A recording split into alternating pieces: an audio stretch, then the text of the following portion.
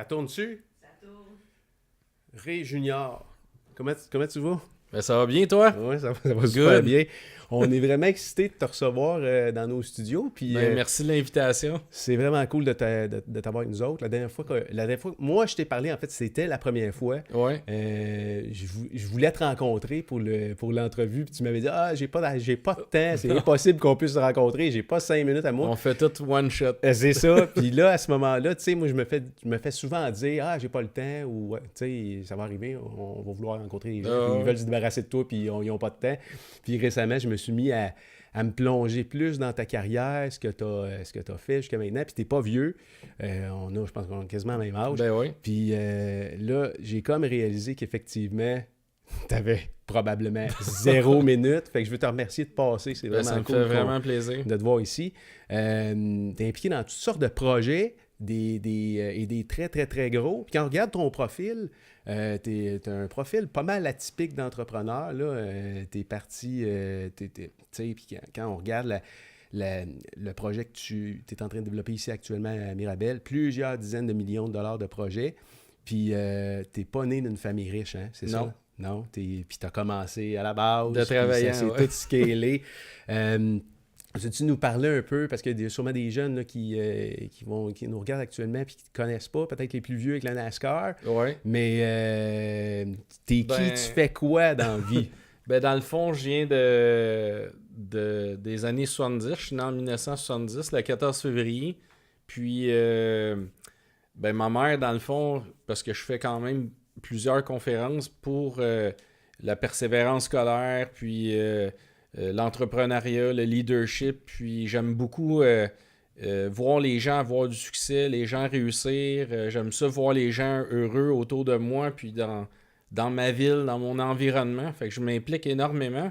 Puis souvent, les gens, quand ils me voient, ils croient que je viens d'une famille de millionnaires ou que mon père a gagné à l'auto ou moi j'ai gagné à l'auto, mais c'est vraiment parti de rien. Puis souvent, ce que je partage, mais c'est que si moi j'ai réussi ou que je suis capable d'atteindre ce que je fais maintenant ou tous les projets que je veux réaliser, je réussis à les réaliser, mais c'est vraiment juste de la volonté, puis de la persévérance pure, puis le vouloir de réussir à un point tel, comme j'ai déjà écrit, parce que des gens, ils m'écrivent, puis ils me demandent comment est-ce que tu fais pour pouvoir faire ça, mais je me mets tellement de pression pour accomplir ce que je veux réaliser, justement, que c'est à un point que si je serais en train de faire de l'escalade, puis le rocher est en train de briser, mais que si je réussis pas à m'agripper à une autre pierre pour réussir à monter en haut de la montagne, mais la seule chose qui peut arriver, c'est que je vais m'effondrer en bas du précipice, puis je vais mourir. Fait que j'ai pas le choix d'aller jusqu'au bout, puis de mettre toute l'énergie puis les efforts pour me rendre en haut. Fait que quand je fais des projets où je m'implique dans une cause ou quoi que ce soit, ben, je le fais de la même façon. Là.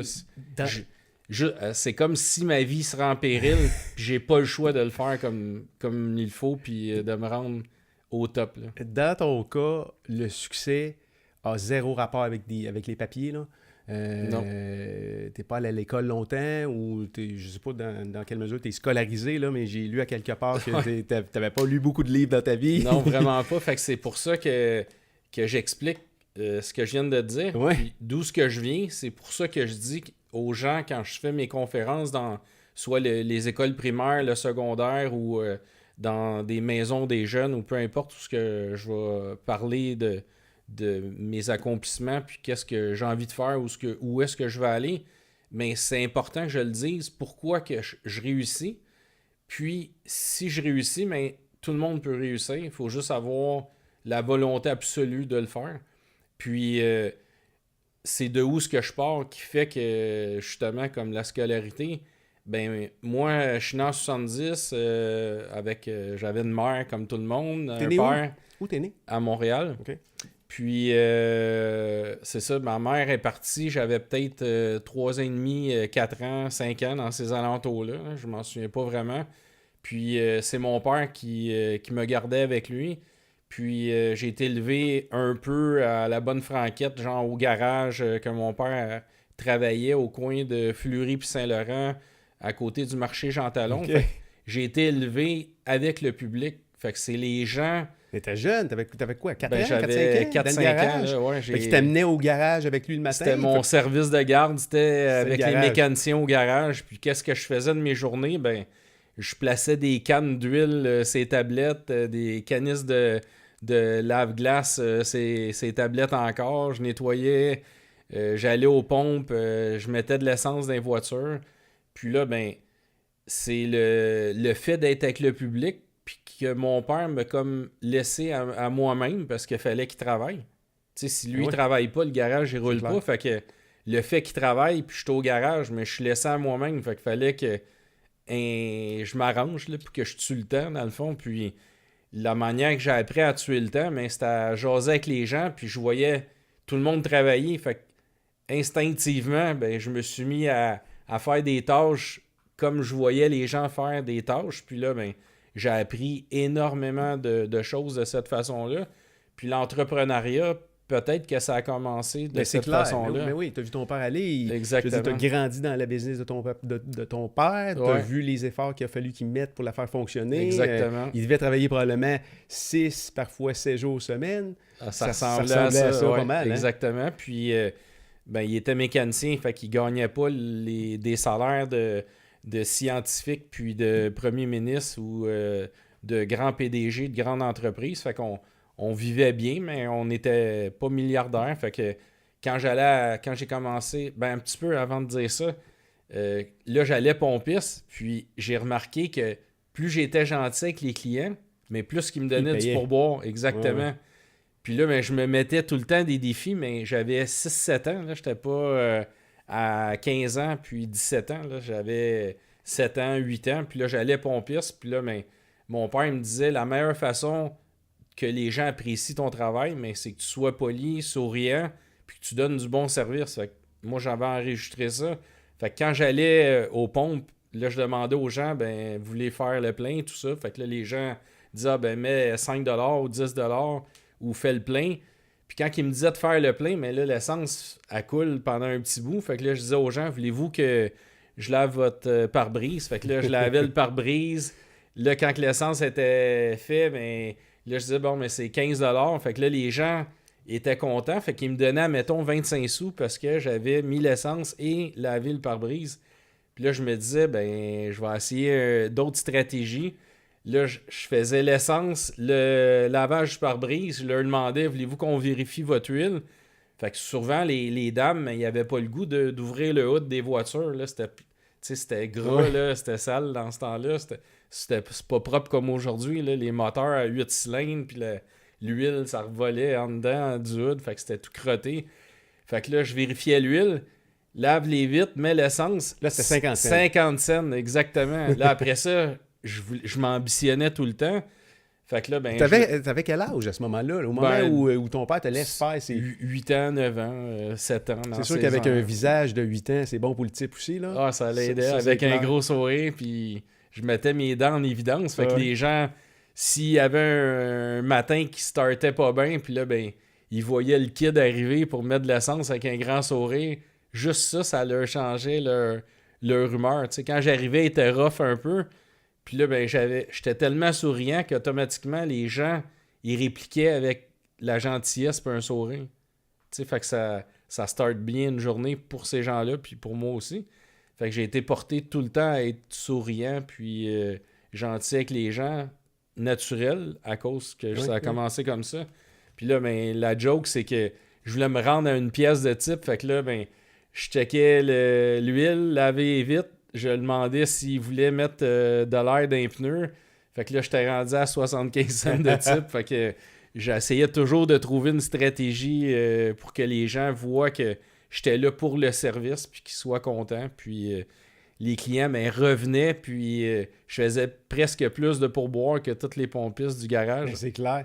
T'as fait ça pendant ton primaire, quelque part? Là, ben, dans le fond, c'est quand j'allais à l'école, puis l'école terminait, ben, je m'en allais au garage parce que je trouvais ça plus valorisant que de traîner dans un parc ou de flâner à faire pas grand-chose, dans le fond. Te souviens-tu de quel genre d'élève tu étais à ce moment-là au primaire?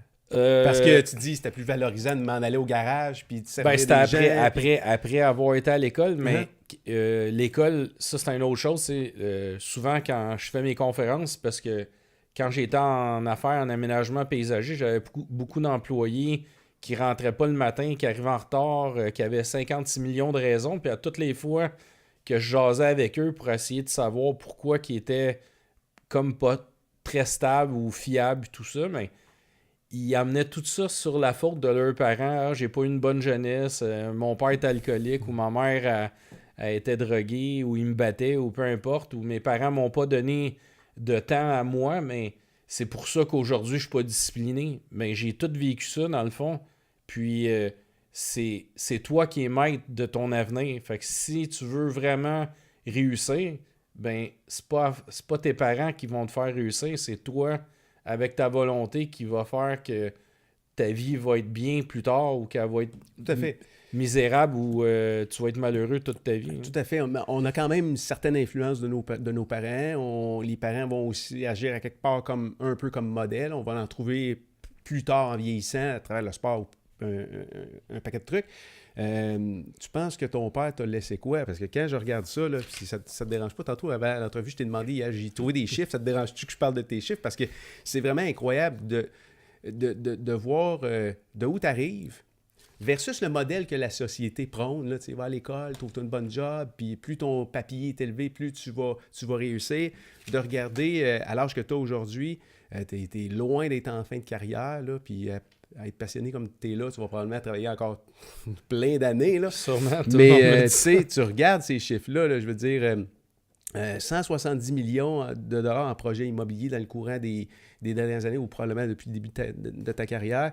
Tu gères actuellement tu développes un méga projet immobilier actuellement, 3000 portes. Vous allez ouvrir 3000 portes. En fait, c'est Cité Mirabel. Ouais. Là, on est rendu à environ près de 1000 portes de fait en 48 mois en ce moment. C'est incroyable. Juste pour que les gens puissent se situer géographiquement, là, on parle de Mirabel, les Montreal Outlets. C'est la Cité de Mirabel, exactement. Exactement, c'est dans ce coin-là. Tu vends puis tu distribues des avions. Oui. C'est pas pire. Tu es actuellement en train de développer puis de créer une école au Québec sur l'entrepreneuriat, je pense, puis au niveau de la haute technologie. Exactement. Chiffre d'affaires annuel de 45 millions. En tout cas, ça, c'est le chiffre que j'ai réussi à trouver. Vous êtes en train de bâtir un hôtel de 40 millions ici à Mirabel. Là, on parle d'un petit gars qui a été élevé par un père une famille monoparentale, pas vraiment de scolarité. T'expliques ça comment? Ton père a probablement eu une influence dans ta vie quand même. Mon père m'a toujours amené à être respectueux, l'honnêteté, de donner du service à la clientèle, d'être souriant, d'écouter les gens, parce que souvent je vois des gens que je rencontre, puis ils parlent sans arrêt, mais ils écoutent jamais. Fait qu'ils vivent dans leur monde à eux, puis ils apprennent. Oui. Tu peux pas apprendre quand t'écoutes pas. Puis moi, ma force, pas une force, là, mais j'écoute beaucoup les gens. Puis souvent, je dis, même à mon personnel, et puis les gens qui m'entourent, ben on a 2 oreilles, fait écoute 2 fois plus que tu parles, parce que si t'écoutes pas les autres, puis que t'écoutes pas les erreurs que les gens ont fait, puis t'écoutes pas les succès que les gens ont fait, mais tu peux pas apprendre. Puis c'est important d'apprendre autant les échecs des gens que le succès des gens, parce que des échecs de personnes, mais il y a des gens qui peuvent avoir travaillé pendant 10 ans, 15 ans dans une entreprise pour monter une belle entreprise, puis dans 6 mois, ils peuvent avoir fait une erreur, puis les 15 ans d'énergie qu'ils ont investi dans cette entreprise-là, mais en dedans de 6 mois, c'est un échec total, puis ils font une banqueroute. Fait que si tu es capable de savoir qu'est-ce qu'ils ont fait pas bien, ben tu viens d'emmagasiner 15 ans. Des connaissances, oui. Exactement. Fait que c'est super important. Tu as commencé en business jeune. Alors là, tu étais au garage de ton père. Là, pouvait dire que tu étais son associé ou peut-être un employé Ah du ouais, garage, j'étais, là, ou j'étais la mascotte. employé, C'était peut-être la exactement. mascotte de la C'est place. ça. Il se passe quoi? Ta première expérience en business, c'est arrivé tôt. T'avais quoi? Ouais. 14-15 ans? Ah, avant J'ai ça. lu. Avant ça, parce que, à l'école, ça, c'est une autre chose que j'explique quand je fais mes conférences, c'est que souvent, les gens disent « Ah, j'ai pas de scolarité, puis je suis pas allé à l'école, j'ai subi l'intimidation à l'école, tout ça. » Mais je l'ai vécu, moi, sans m'en rendre compte, parce que vu que j'étais au garage, puis j'allais à l'école, mais souvent, j'arrivais à l'école, j'avais les doigts tout crottés, de la graisse en dessous des ongles, mais je m'avais quand même lavé les mains. Mais ça part pas, un moment donné, c'est dans tes parts de peau. J'avais Là. pas les mains extrêmement propres. Souvent, j'avais des chandails pas tellement fashion, puis il y avait des taches de graisse, fait que je me faisais énormément écœurer à l'école, puis en plus j'étais mini, là, j'étais vraiment petit. J'ai grandi peut-être à, je sais pas moi, en 6e année, j'ai grandi un peu, mais quand ils prenaient les photos de l'année scolaire, j'étais en avant avec les plus petites filles de ma classe, fait que là, les grands, les toughs, qu'eux, il y avait du cash, puis que leurs parents leur donnaient tout, mais c'était les petits baveux de l'école, mais ces gars-là, ils m'écœuraient tout, puis là, ça m'a emmené à avoir peur d'aller à l'école, puis de pas aimer l'école, parce que je vivais pas des moments excitants à l'école. T'avais-tu des amis, quand même, ou c'était difficile pour toi? C'était vraiment difficile. À cause de ça? À cause de ça. Que j'étais pas mal propre parce que je puais pas, mais j'étais pas propre parce que j'avais de la graisse rentrée en dessous des ongles. Même mes profs, des fois, ils m'envoyaient aux toilettes me relaver les mains parce qu'ils trouvaient que j'étais pas assez clean.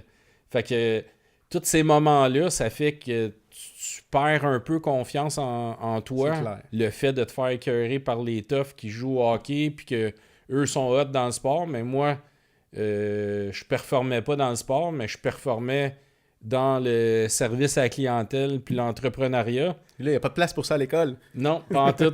Puis là, même en 6e année, j'avais de la misère à rester en place.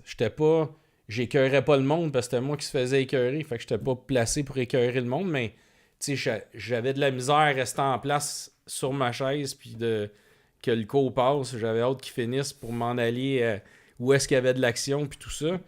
Puis là, ça a fait que j'ai pas vraiment aimé l'école, mais j'étais quand même, j'avais des bonnes notes. Mettons, dans l'art plastique, j'étais super bon dans la création, mais je détestais l'école. Là. Puis j'ai fini mon 6e année, j'ai commencé le secondaire 1. Puis là, après ça, je pense que j'ai sorti par la porte d'en arrière, puis T'es sauvé. Je me suis sauvé. Puis on vendait du chocolat à l'école, puis mon trip, c'était de vendre le plus de chocolat que n'importe quelle catégorie ou étudiant de l'école. Fait que je vendais plein de chocolat, fait qu'encore le service à la clientèle, fait que je pétais des hits incroyables dans la vente de chocolat. Tu travaillais d'autres jeunes avec toi pour vendre plus de chocolat? Pas le chocolat, mais ça vient dans le temps, ça. Okay. Puis après le chocolat, il y a eu la tombe de pelouse à 14 ans. Puis là, il y avait des jeunes à l'école qu'eux, ils foxaient leur cours. Puis moi, j'y allais peu à l'école. Fait que je sonnais aux portes dans mon secteur à Duvernay, puis j'offrais aux gens de tondre leur gazon pour 20, 25, 30 $, tout dépendamment de la grandeur du terrain. Puis là, j'ai remarqué qu'à moi tout seul, j'étais capable d'en couper peut-être 7-8 par jour. Fait qu'à 7-8 à 25$, c'était quasiment 200$ cash par jour en 1985. C'était quand même pas pire comme paye. Ça, c'était par jour. Fait que là, c'était encore une fois, je m'ambitionnais, puis je voulais en faire encore plus. Fait que là, j'ai dit, on va aller chercher J'allais chercher les jeunes qui allaient à Patate Frites à côté de l'école secondaire où est-ce qu'ils jouaient au Pac-Man puis d'argent aux jeux vidéo. Puis là, je leur disais, venez avec moi, on va couper du gazon. Fait que là, moi, j'avançais en avant, je sonnais aux portes, j'offrais aux gens de couper le gazon, puis j'avais fait un système de bâtonnets avec une petite pancarte, puis quand je plantais le piquet, ça voulait dire que ce terrain-là, il était à couper. Puis je faisais la même chose l'hiver, puis là, je partageais avec eux 50-50. Fait que moi, je fournissais la machinerie, j'étais comme le vendeur au front, puis eux, ils suivaient en arrière et coupaient. Puis à la fin de la journée, ben, je gardais 50% des gains qu'on avait fait durant la journée. Puis si j'avais 3 gars avec moi, mais l'autre 50%, je leur partageais à 3. Puis eux étaient super contents. Là, ça leur donnait de l'argent de poche pour jouer aux jeux vidéo. Puis il y avait le 2,22 sur le boulevard Lévesque à Laval, à Pontvio. Okay. Puis là, ben, les gars allaient tous à cet endroit-là. Fait que j'allais à la pêche récupérer des nouveaux... des nouveaux guerriers pour couper du gazon. Ton père avait-il encore son garage à ce moment-là? Ben, au début, c'était pas à lui. C'était quand il était sur Jean-Talon, Saint-Laurent. Il était employé au garage. Puis après ça, ben, il est déménagé au coin de Fleury puis Saint-Laurent. Puis il s'est associé avec un monsieur. Puis là il était propriétaire du garage à ce moment-là. Puis c'était un Petro-Canada à Antique, dans le fond. Okay. Fleury-Saint-Laurent. Puis, comment s'est passé ta sortie du garage? Parce que là, tu te dis, bon, je vais aller tondre la pelouse. Il se passe quoi dans ta tête à ce moment-là? Ben, il y a un petit bout que j'ai oublié de te raconter, parce que tantôt, tu demandais quand j'avais commencé, mais mon père était pilote, il était mécanicien, puis il était passionné de la course automobile. Fait qu'on allait le mercredi soir, il coursait, exemple, à l'autodrome de Deux-Montagnes. Le samedi, il coursait à Saint-Félicien, à Québec ou à Sonneur. Puis le dimanche, on coursait à l'autodrome l'autodrome de Laval, sur le boulevard Lévesque. Ah oui. Passer la prison de Saint-Vincent-de-Paul. Puis là, ben, il était super bon, puis il gagnait énormément de courses. Puis là, ben, on avait fait faire des t-shirts, puis j'avais peut-être 7 ans, 8 ans. Puis je vendais des... T'as 7, là. Tu me dis 7 ans ou 8 ans, pas 17 ans ou 18 ans. Non, 7 ans, 8 ans. Puis là, je vendais des t-shirts dans les estrades de 5$. Puis, admettons, le t-shirt coûtait 2$. Mettons, on arrondit les chiffres. Il restait 3. Mon père gardait 1,50$. Puis moi, je gardais 1,50$ vu que je vendais des t-shirts. Puis avec l'argent, ben mon père, il achetait des pneus pour la voiture de course ou... Des pièces, tout ça. Puis là, ben... C'était sa voiture à lui. Oui, c'était sa voiture de course que lui avait fabriquée lui-même. Puis il gagnait régulièrement. Là. Fait que le fait qu'il gagnait, ben pour moi, c'était plus facile de vendre des t-shirts d'un pilote qui gagnait des courses, exactement. Sûr. Puis là, quand l'automne arrivait, ben on avait des cotons ouatés. On avait une variété de t-shirts, des rouges, des blancs, des noirs.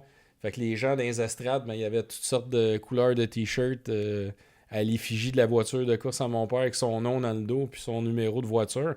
Fait que ça a commencé avec le service à la clientèle au garage. Après ça, de la vente de chocolat à l'école, la vente de t-shirts, puis après ça, offrir le service de tonte de pelouse puis de déneigement. Cette idée-là était venue comment? C'était comme évident pour toi qu'il y avait une opportunité là?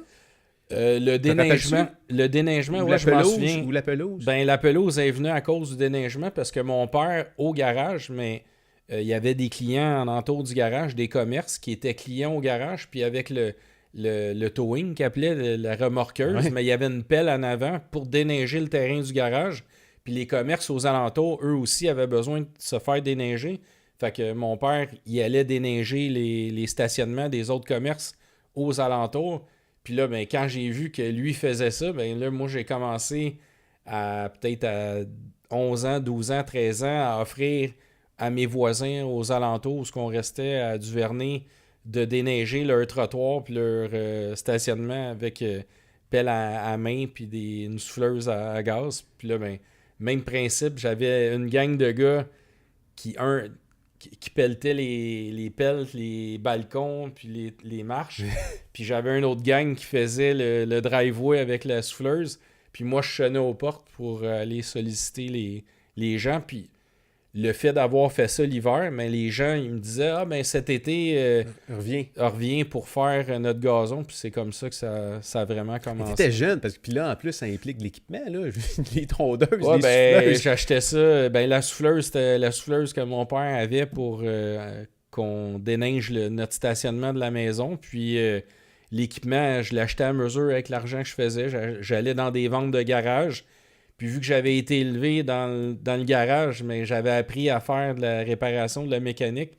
Fait que je défaisais les moteurs de tondeuse, je changeais les pistons, les rings, je remontais ça, puis là, ben, elle roulait pendant un bout, mais aussitôt que je faisais de l'argent, je rachetais d'autres équipements pour que je puisse en tondre encore plus. De où tout ça s'est arrivé, tu sais, ce focus-là ou cette intention-là de faire grossir tes entreprises à ce moment-là? Parce que tu l'avais pas vu, cet exemple-là, nécessairement. Non. Ton père là, est devenu partner d'un garage plus tard. Ouais.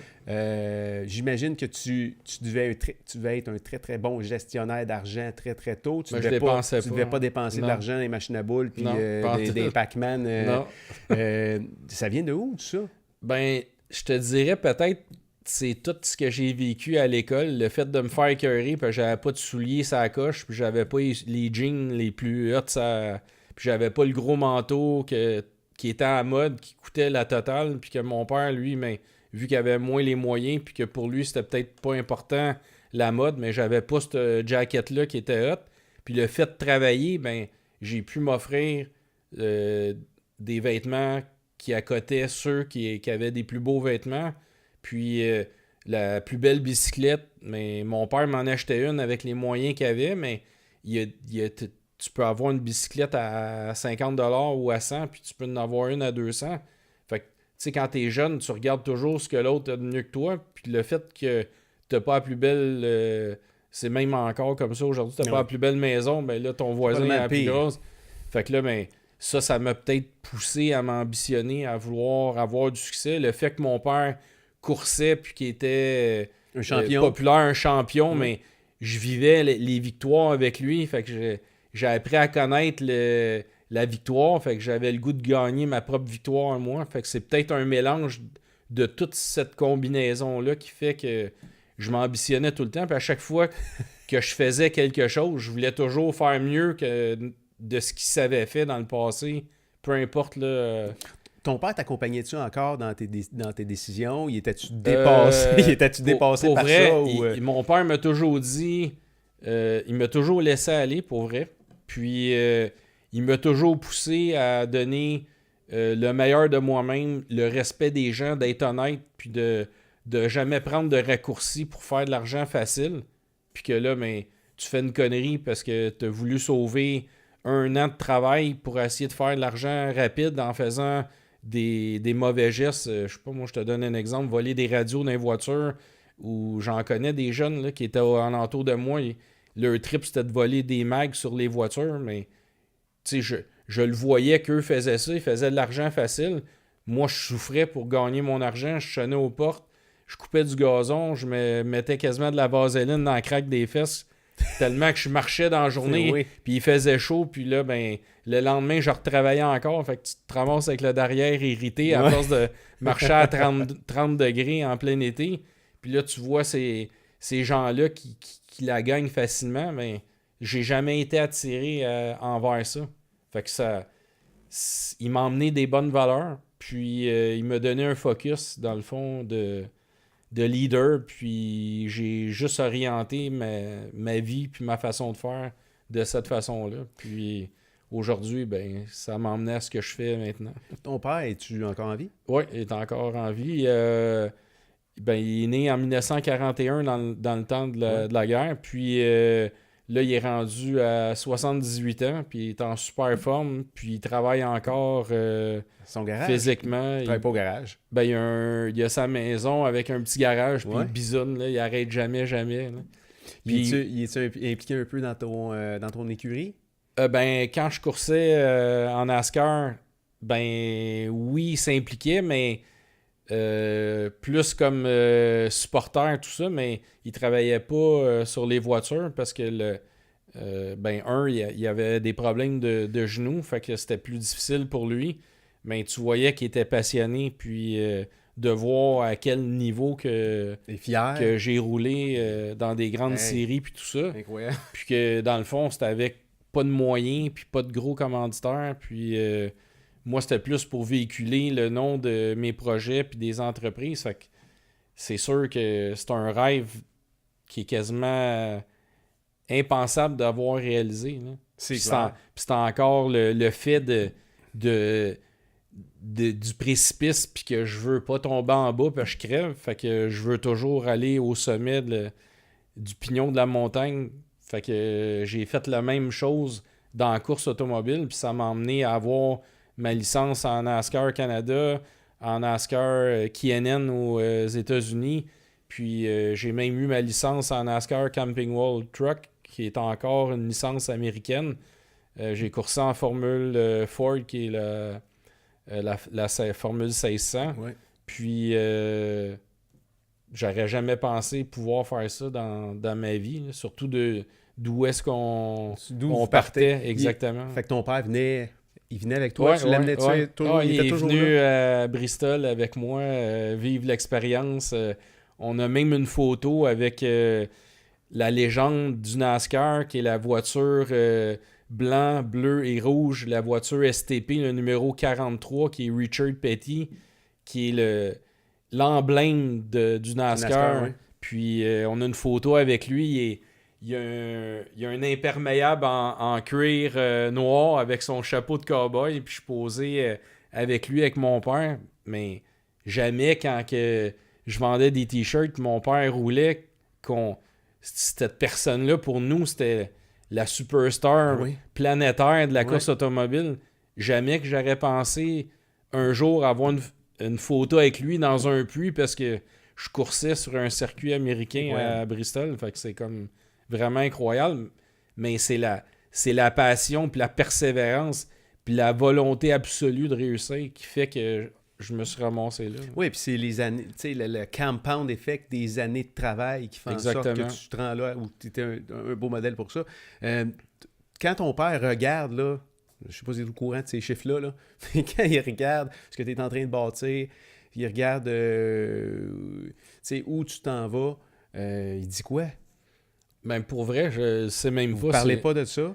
Ben, on en parle un peu, on parle des projets, mais on parle jamais d'argent, mais je crois qu'il... Non, mais je veux dire, sans nécessairement parler d'argent, il a dû déjà se pointer à Cité Mirabel. Ben il va en cachette, là. Tu sais, il fait le tour du projet, mais je crois qu'il je ne sais pas. Il réalise peut-être pas à quel point que c'est gros, ou il me le montre pas. Ou peut-être pour lui, c'est juste une suite logique de tout travail ce qu'il qu'il a fait aller. avec toi, puis de ce que tu as fait de ton côté.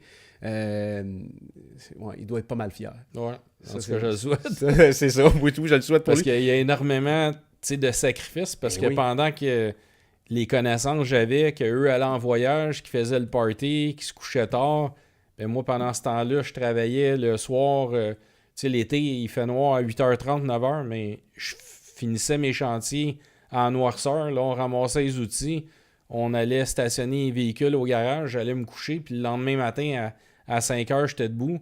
Puis je recommençais à travailler. Puis je faisais ça 7 jours semaine pendant que mon entourage, mes connaissances, eux autres, le week-end, ils allaient à la plage d'Oka se baigner puis boire 3-4 bières. Puis ça chillait. Puis ça avait du plaisir. Ça sortait le soir, ça faisait le party. Moi, pendant ce temps-là, je travaillais. Ça t'a jamais dérangé? Ça a toujours été clair dans ta tête? J'avais un prix à payer pour quelque chose? Ouais, mais je savais pas... Même tu encore savais pas où aujourd'hui... ça allait te mener? Mais pour vrai, là, tu vas trouver ça peut-être bizarre de dire ça, mais je travaille même pas pour l'argent. Je travaille vraiment parce que je suis passionné. Puis ce que je suis en train de faire, dans le fond, en développement à Cité Mirabel, mais j'ai un focus dans ma tête, puis pour moi, c'est plus important de réaliser le projet que de savoir combien je vais gagner d'argent à la fin, à l'accomplissement de ce projet-là. Je vais être plus fier et satisfait de ce que je vais avoir accompli en bâtiment, en environnement, en mixité, le fait que les gens vont habiter sur le site, qu'ils vont pouvoir travailler là-bas, marcher pour se rendre à la clinique médicale qu'on a terminée au début de l'été passé. Le centre Laser Tag qui vient d'ouvrir, ben, les jeunes qui habitent sur le site peuvent aller en vélo, à pied, sur des trottoirs ou des pistes cyclables. Oui, il a ouvert juste avant la relâche scolaire, Laser Tag. Non, arrête donc. Ouais. Les gars sont en congé vendredi, je pense, pour les amener c'est vraiment hot. Dans le fond, il y en a un sur la rive sud. Puis c'est son frère qui en a ouvert un maintenant à Cité Mirabel. Il y a environ 12 000 pieds carrés. Il y a 2 arènes. Puis c'est la haute technologie de laser tag. Là. Moi, je m'y connais pas, mais je suis allé puis je trouvais ça vraiment passionnant. J'ai pas joué parce qu'on construisait le bâtiment puis on venait de finir de construire puis il y a des autobus scolaires qui arrivaient pour la relâche. Fait que ça a starté instantanément quand il a ouvert les portes. Fait que là, c'est ouvert. Là. Les gens, ils vont là. Puis, fait qu'il y a des activités d'animation 3D avec des casques avec les jeux virtuels, tout ça. Fait qu'il y a ça au 2e étage. Puis au rez-de-chaussée, t'as des salles de fête pour les jeunes, les moins jeunes, plus le laser tag. Il y a des week-ends qui font des forfaits laser tag toute la nuit. Puis là, ben... ça a l'air qu'il y a des gars de ton âge puis de mon âge qui sont là, puis ils trippent raide là-dessus. Fait que c'est tout ça qui me passionne. Le fait d'avoir fait la clinique médicale, puis que les gens qui vont acheter des habitations dans Cité Mirabel, mais ils vont pouvoir se faire soigner sur place en prenant un vélo pour se rendre à la clinique ou chez le dentiste ou l'orthopédiste ou le podiatre. On a laboratoire là pour les gens qui ont des problèmes d'entendre des ouïes et tout ça. Oui. Il y a l'apnée du sommeil avec Biron, apnée du sommeil. Fait que c'est vraiment comme une mini-hôpital. Ben ça a l'air niaiseux, mais moi, je suis full heureux que j'aille pu réaliser ça. Non, mais tu as un impact dans la collectivité avec ce que tu crées. Là. Ouais. Le projet Mirabel, Cité Mirabel, il est complété à quel pourcentage? Là, je te dirais peut-être les 30% gens... peut-être? Ouais, max, ouais. Ouais. Fait que... Est-ce que déjà, tu sais, ça va l'air de quoi quand ça va être complété? Ben moi, oui, parce que tous mes plans sont dessinés d'avance. Tout est pré-approuvé avec l'urbanisme, les implantations, le type de bâtiment qui s'en viennent. Fait que là, comme là, récemment, on a commencé le 4 février à creuser les tours Sky Blue. Fait que pour moi... Qui n'est pas l'hôtel, là. L'hôtel, ça va être... L'hôtel, ben justement, j'arrive du Maroc, puis je suis allé rencontrer un des plus grands propriétaires d'hôtels au Maroc pour en apprendre plus, puis tout ça, parce que la difficulté ici, ben c'est que les banques, ils veulent pas nous aider, nous, les... Ils m'appellent quasiment le freak entrepreneurial parce que j'ai tellement de projets. C'est trop gros. Exactement. Puis je fais peur aux institutions financières. Ben justement, je fais tellement de choses. Puis là, ils me disent, ben, t'es étendu partout. Ben, c'est pas vrai. Je fais à Cité Mirabel, puis je fais un écosystème. Fait que ça prend des bâtiments résidentiels, les bâtiments pour personnes âgées. Ça prend un bâtiment pour les soins de santé. Ça prend des restaurants. Ça prend des stations de service. Fait que je suis pas étendu, là. Je suis le même projet, puis je bâtis une ville. Fait que je peux pas faire une station de service. Le monde qui habite dans des bâtiments, ils ont des voitures. Je peux pas faire de restaurant. Les gens, ils vont manger au restaurant. L'investissement s'est fait beaucoup à partir des États-Unis, j'ai lu, hein, avec une banque américaine. J'ai eu de l'aide de banques américaines. J'ai des banques de Toronto qui m'aident. J'ai des banques à charte canadienne. Morgan Stanley qui est impliqué là-dedans, je crois. Au départ, c'est eux qui étaient propriétaires du terrain qui nous ont vendu le terrain. Oui, puis on reviendra parce que l'histoire est super intéressante, là. Mais quand tu regardes le projet comme, tu sais, en soi, je veux dire, c'est spectaculaire. Tu as combien de milliers de pieds carrés là-bas de terrain, là? En tout, le terrain de la cité, c'est 15 millions de pieds. Il y en a environ 3,2 millions qui est en zone protégée pour garder de la verdure, puis un écosystème avec les arbres, les conifères, des animaux. Puis ça, on l'a tout protégé avec clôture. On a même créé une rue qui traverse entre les deux forêts, puis il y a une passe amphibien qui passe en dessous de la rue pour que les reptiles ou peu importe, les ratons laveurs ou les moufettes... C'était-tu une exigence au niveau de l'urbanisme? Oui, exactement. Ouais. Puis le ministère de l'Environnement, on a fait aussi ces 5 bassins aquatiques parce qu'il y a beaucoup d'oiseaux migrateurs qui passent au-dessus du terrain. Fait que ils nous ont demandé de faire des bassins aquatiques où est-ce que les oiseaux puissent se reposer. Des immenses bassins, là, ça a l'air des étangs, là, sont gigantesques. Fait qu'il y a ça, il y a la forêt. Après ça, il restait 15 millions moins 3,2, mettons 12 millions. Ben, il y a 5 millions qui est allé avec Smart Center puis le Premium Outlet qu'eux ont acheté. Puis il y a peut-être un autre 3 millions de pieds qui est allé en services municipaux, trottoirs, rues, infrastructures. Puis l'autre 5 millions, mais c'est l'autre terrain qu'on développe en commercial, résidentiel, la clinique médicale, récréo-touristique, restauration, puis du 55 ans et plus, du logement locatif, les bâtiments de condos plus luxueux. Là, récemment, ça faisait 1 an que je faisais la promotion des tours Sky Blue, qui est les premières tours de 15 étages en béton qui vont être construits dans la région au nord de Montréal. Au nord de Montréal. Au nord de la rivière des Mille-Îles, parce qu'à Laval, il y en a. Oui. Mais au nord de la rivière des Mille-Îles, il n'y a pas de 15 étages. Fait qu'on va être dans les premiers qui va se faire en béton. Puis on a commencé à creuser le 4 février. Puis ça, c'est une autre anecdote. Tout le monde me disait que jamais je vais réussir à réaliser ça parce que depuis l'existence d'immobilier, il n'y en avait jamais eu. Fait que les gens, dans leur tête à eux, pourquoi que lui, le Ticoun, il va réussir à faire ça quand que, il y a du monde qui habite sa Rive-Nord depuis des centaines d'années, puis qu'il n'y a pas eu de construction de tour de 15 étages, puis que lui, il sort de nulle part, il va réussir à le réaliser. Fait qu'il y avait plein de préjugés que j'entendais régulièrement des gens que ça ne marchera jamais. Puis 11 mois après que je l'ai annoncé publiquement, le lancement de Sky Blue, on a commencé à creuser le 4 février. Puis là, on est rendu au 28e jour des travaux. On a terminé l'excavation, tout l'empierrement du fond de terrain, le fond propre de travail, dans le fond, pour pouvoir faire le pieutage. Puis là, on est comme rendu au pieutage. Puis dans environ 25-30 jours, on va installer la première Power Crank pour les grues, les grosses grues comme on voit dans le centre-ville. On va voir des grues, des immenses grues à Mirabel. Une immense grue, exactement. Ouais. La date d'ouverture est prévue pour quand?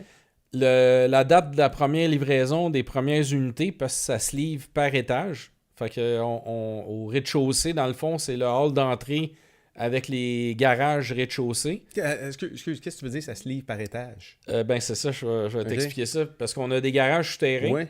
Le premier étage, je voulais pas mettre d'habitation parce qu'il y a beaucoup de gens qui ont peur d'habiter au rez-de-chaussée. Pour les émanations? Non, les vols. Oui, OK. Parce que les portes patios sont au niveau de rez-de-chaussée. Fait que je me suis dit, tant qu'à avoir de la difficulté à vendre le rez-de-chaussée, on va faire juste du stationnement au rez-de-chaussée avec le hall d'entrée. Puis les premières habitations vont être au 2e jusqu'au 15e. Fait que du 2 au 15, c'est des condos. Fait que le 2e étage va être livré à partir de avril 2020, qui est l'année prochaine. Oui, ça va arriver vite. Puis 15 jours plus tard, on livre le 3e étage. 15 jours plus tard, on livre le 4e jusqu'au 15e, exactement. Fait que c'est livré par tranche, parce que là, un étage, c'est 13 unités. Fait qu'il faut notarier en dedans de 15 jours, 13 unités. Fait que c'est 13 notaires, 13 livraisons, 13 déménagements. Fait que c'est toute la coordination de tout ça. Tu as une petite équipe. Ouais. J'ai lu à quelque part une quinzaine, une vingtaine d'employés. Mettons, t'exclus les sous-traitants. Mettons, dans le gros pic, avec toutes les entreprises dans lesquelles j'ai été associé, on peut peut-être, avec les projets que j'ai à Laval dans l'industriel, ceux de la Rive-Nord, peut-être des gros pics, là, mettons 600 personnes. Tu sais, c'est quand même... Quand on a fait les rues, c'était peut-être plus que ça. Puis, au bureau à l'interne, j'ai une CA, 31 ans d'expérience. J'ai une autre personne qui travaille avec moi, ça fait quasiment 13 ans. Elle était avec moi dans le temps du centre jardin. Après ça, j'ai une technicienne comptable. J'ai un autre comptable.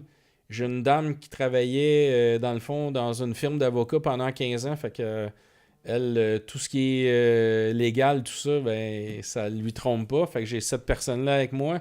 Puis j'ai un spécialiste en marketing qui est à temps plein, qui s'occupe de tout ce qui est notre image, brand. D'ailleurs, il fait une super job parce qu'on voit pas mal de stock passer dans nos fils de nouvelles. Là, puis il écrit vraiment bien, pas de faute d'orthographe. Fait que c'est bon pour l'image.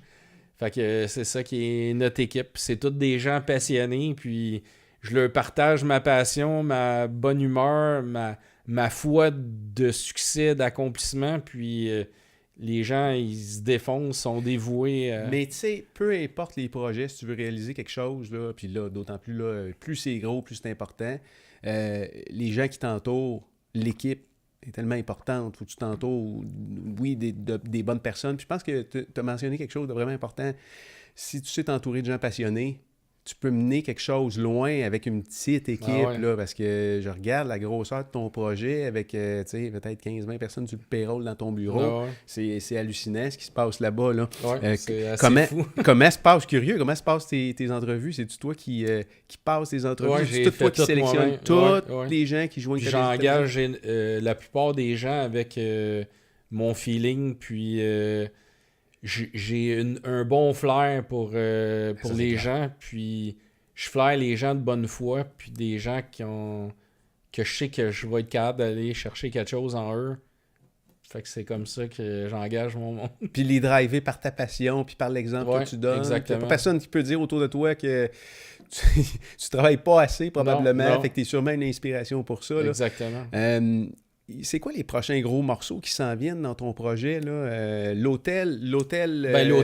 ça, c'est un morceau important de ton projet. Pour moi, c'est incroyable parce que... Je regardais les plans. J'ai vu une couple de vidéos à une couple d'endroits, puis c'est carrément un centre de congrès que tu vas bâtir là. Mon inspiration, dans le fond, c'est l'hôtel L'Aria, dans le fond, à Vegas. L'enveloppe du bâtiment, là, c'est un look un peu comme ça, puis...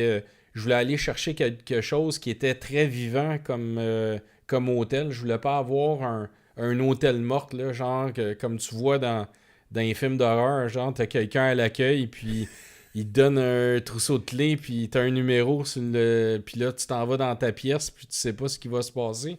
Fait que je voulais vraiment quelque chose qui était vivant, qui ait de l'action, que ça bouge, tout ça. Fait que tout le rez-de-chaussée de l'hôtel, c'est une immense salle...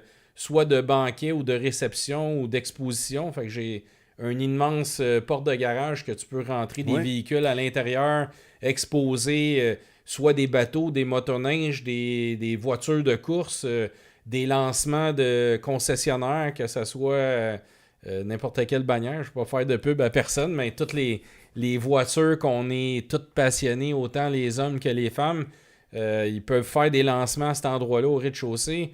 On a une scène en avant pour une salle de spectacle avec des caméras automatisées tout le tour qui filment le spectacle, soit de magicien, soit d'illusionniste, soit de chanteur, de danse, peu importe.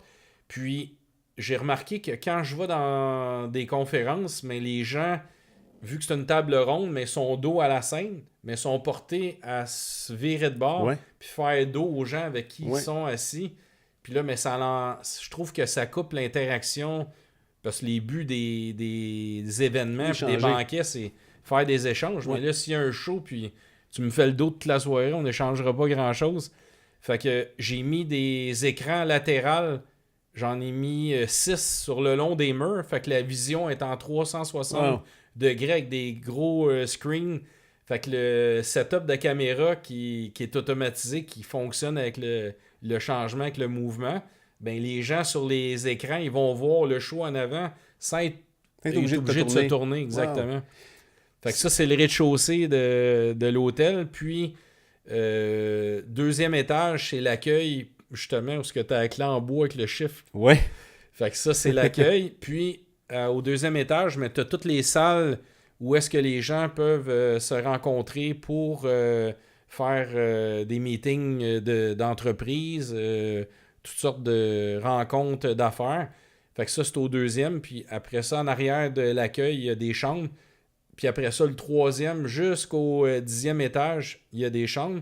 Puis sur le toit, j'ai mis une piscine qui est vraiment en plein air sur le toit, avec une immense terrasse comme le 737 qu'il y a à Montréal. Ouais. Puis j'ai fait une autre salle de réception avec des murs rideaux où est-ce qu'il peut avoir des parties, des événements ou des lancements de produits ou de business ou des parties de bureau pour Noël puis tout ça. Et la fin de semaine, des mariages. Parce qu'il y a beaucoup de mariages qui se passent avec des célébrants. Puis les gens, ben là maintenant, vu que ça n'existe pas encore, mais ils vont soit dans des golfs, soit dans des cabanes à sucre, soit dans des salles de réception, mais des chapelles à 185 pieds d'altitude dans le ciel, toutes vitrées avec le gros soleil, puis que quand la cérémonie est terminée, que tout le monde sort dehors sur la terrasse, puis... on finissait à pleine lune. Exactement, ça sort hors de l'ordinaire. Oui, c'est clair. Puis juste à côté, ben vu qu'on va faire des mariages, je veux avoir un spa où est-ce que les gens, dans le fond, la mariée avec ses dames d'honneur vont pouvoir se faire coiffer, maquiller, manicure, pendant que les gars, eux, ils vont au laser tag ou au golf, jouer au golf qui est juste à côté de la cité. Fait que c'est vraiment un hôtel entertainment d'animation vivante. Puis la semaine, ben, ça va être du corporatif, tout le monde de l'aéronautique, le monde des affaires qui vont louer des chambres durant la semaine. Mais oui. Fait qu'on on va vraiment combler un besoin. Oui, un besoin qui est grand de salles corporatives. Exactement. Tu peux faire des congrès comme ça. Là. Ouais. Je suis curieux, tu sais, sur 15 millions de pieds carrés, c'est ça? Ouais. De toute la cité au complet. Toute la cité, 15 millions de pieds carrés. Tu dis que les plans étaient tous dessinés ou sont tous déjà pensés. Ouais. Mais dans le détail duquel tu viens de me le donner là? Ouais, Où tu fonctionnes par... Non, OK, là, je sais que j'ai un hôtel, je m'attaque à l'hôtel, puis je développe l'idée. Non, j'ai tout... Chaque terrain a un concept prédestiné avec un bâtiment unique. Mais dans le détail de dire, je vais avoir une scène dans mon centre des congrès. Comme bientôt, je ne l'ai pas annoncé encore, mais je vais avoir un immense complexe d'environ 650 portes qui est pour 50 ans et plus. Ouais. Puis ça va être locatif, mais je veux vraiment recréer la vie que les gens recherchent quand ils vont en voyage dans le sud, dans un resort. Fait que j'en dis pas plus, mais ça va être annoncé bientôt dans les médias. Puis les mêmes détails précis, pourquoi que les gens vont vouloir aller là, c'est tout pensé d'avance. Hein. Le projet, le projet Cité Mirabel devrait se terminer quand, le développement là? Ben sérieusement, si j'aurais encore plus de support des gouvernements côté financier, les banques me supporteraient. Parce que c'est ça qui ralentit le développement. C'est toujours ça. Je roule à 40 km/h au lieu de rouler à 200. Puis c'est ça que les banques veulent. Ils veulent pas que tu ailles vite parce qu'ils ont peur que tu aies un accident. Ouais. Exactement. Fait que ce qui me nuit le plus, c'est le financement puis l'aide. Je sais pas s'il y a des gouvernements qui nous entendent, mais... S'il y en a qui sont plus allumés que d'autres, mais ils peuvent prendre mon numéro. Je suis accessible tout à fait. Sur Google. Facile à part de ça. Ils peuvent m'appeler, je vais leur donner des idées, même s'ils manquent d'inspiration. Mais ils devraient aider plus les gens qui ont des volontés indéfinies puis qui veulent emmener du bien, dans le fond, dans la communauté, dans l'entrepreneuriat. Puis je trouve que ça manque énormément. Il y a du monde, des fois, puis c'est du monde qui n'ont pas des bons concepts. Récemment, il y a eu plein d'histoires qu'on a entendues. Je ne veux pas sortir des sardines de la canne, là, mais tu sais un peu de quoi ça peut être, mais ils financent ces gens-là, puis nous, le petit peuple, mais on n'a pas d'aide de nos gouvernements, puis des institutions financières. Ils sont là, mais ils nous regardent aller, puis c'est pas mal ça qu'ils font pour nous aider. C'est-tu un bon moment pour... développer un projet comme ça, au niveau économique? C'est un bon moment? Il n'y a pas... Ou il n'y a pas de bon moment? Il n'y a pas de bon moment, non. Tu sais, là, tu as tout le baby-boom qui va se retirer. Il y a des besoins en condo qui sont grandissants. Je te dirais... Tu vas-tu au feeling? Si on demanderait à des économistes ou des banquiers, il n'y a jamais un bon moment. Là. Moi, je suis en affaires depuis vraiment que j'ai commencé à faire des emprunts dans des banques pour pouvoir acheter soit mes camions.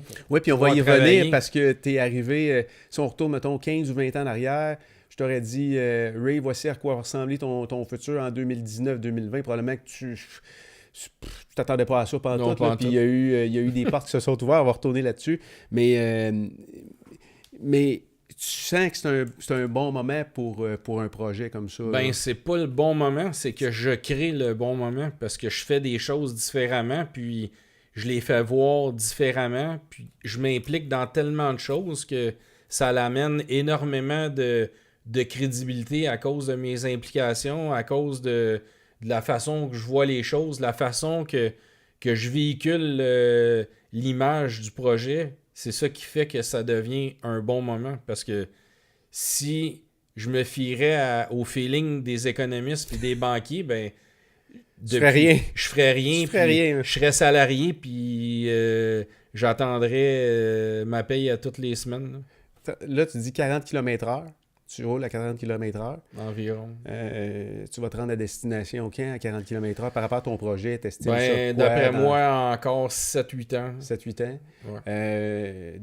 Il reste encore des gros morceaux à être construits. Vraiment. Puis là, il y a plein d'affaires que tu peux pas parler encore. Non, parce que je les ai pas annoncés. Puis quand tu annonces quelque chose en trop d'avance, mais ça fait que les médias, dans le fond, ils en font pas un show, là. Tu sais, les médias... Ouais. Si tu brûles la nouvelle, ils en reparleront pas. Non, c'est plus excitant. Non. On recule en arrière. On a encore du temps. T'es-tu correct, toi, là? Oh, ouais, ben okay, si t'as besoin de quelque chose, tu me le dis, là. J'ai de l'eau. T'as de l'eau. Oui, c'est ça. Prends pas de café. Tu prends-tu du café? Au bureau? J'en prenais pas.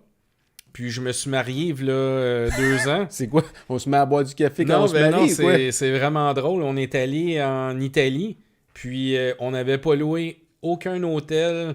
Rien de prévu d'avance. On est même arrivé à l'aéroport. On était à pied. J'étais allé dans un Kia. J'ai loué une voiture. Puis on a fait 6800, quasiment 7000 km en 12 jours pendant notre voyage de noces. Puis là, ben, tous les endroits, je bookais mes chambres d'hôtel avec des sites de location de chambres. Parce que les hôtels qui ont des chambres de libre, mais ils les mettent à 50-60% de rabais sur les réseaux. Ouais. Fait que là, ben, je bookais la chambre, puis là, ben, t'avais tout le temps le matin des biscottes avec les cafés. Fait que tu commençais à boire du café là-bas. Exactement. Une belle place pour commencer à boire du café. Fait que j'ai pas bu de café pendant 47 ans. Voyons donc. Puis j'ai commencé à boire du café à mon voyage de noces. C'est drôle, tu m'ouvres la porte là, par rapport à la façon dont tu fais tes voyages. Moi, ma femme l'été... Elle aime faire la moto, mais elle apprécie pas. Moi, je suis un mangeur d'asphalte. Fait qu'il faut que je fasse du kilométrage. Puis, tu sais, j'embarque sur ma machine, puis on peut partir, là. Puis elle va arrêter de pique-niquer, elle va arrêter de faire plein d'affaires. Ta femme est comment? Parce que là, ce que je comprends, c'est que tu as fait des milliers de kilomètres pendant tes vacances en Italie. On organisait ça, c'était pas compliqué. Moi, je roulais, puis j'avais pris le forfait que tu payes 10$ par jour. Fait que tu as le même forfait qu'au Canada. Fait que j'avais mon sel sur un trépied, puis là, ben... Je mettais mon Google Maps puis je disais, ben je vais aller voir à Modena l'usine de Ferrari. Je pitonnais dans Google Ferrari l'adresse, je rentrais l'adresse. On s'en va là. Je m'en allais à Modena voir l'usine de Ferrari. Fait que j'étais allé chez Ferrari où est-ce que quand tu ouvres les revues puis tu vois l'arche en vieille brique marquée Ferrari en haut, ben j'étais allé là devant puis ça a marché juste avec...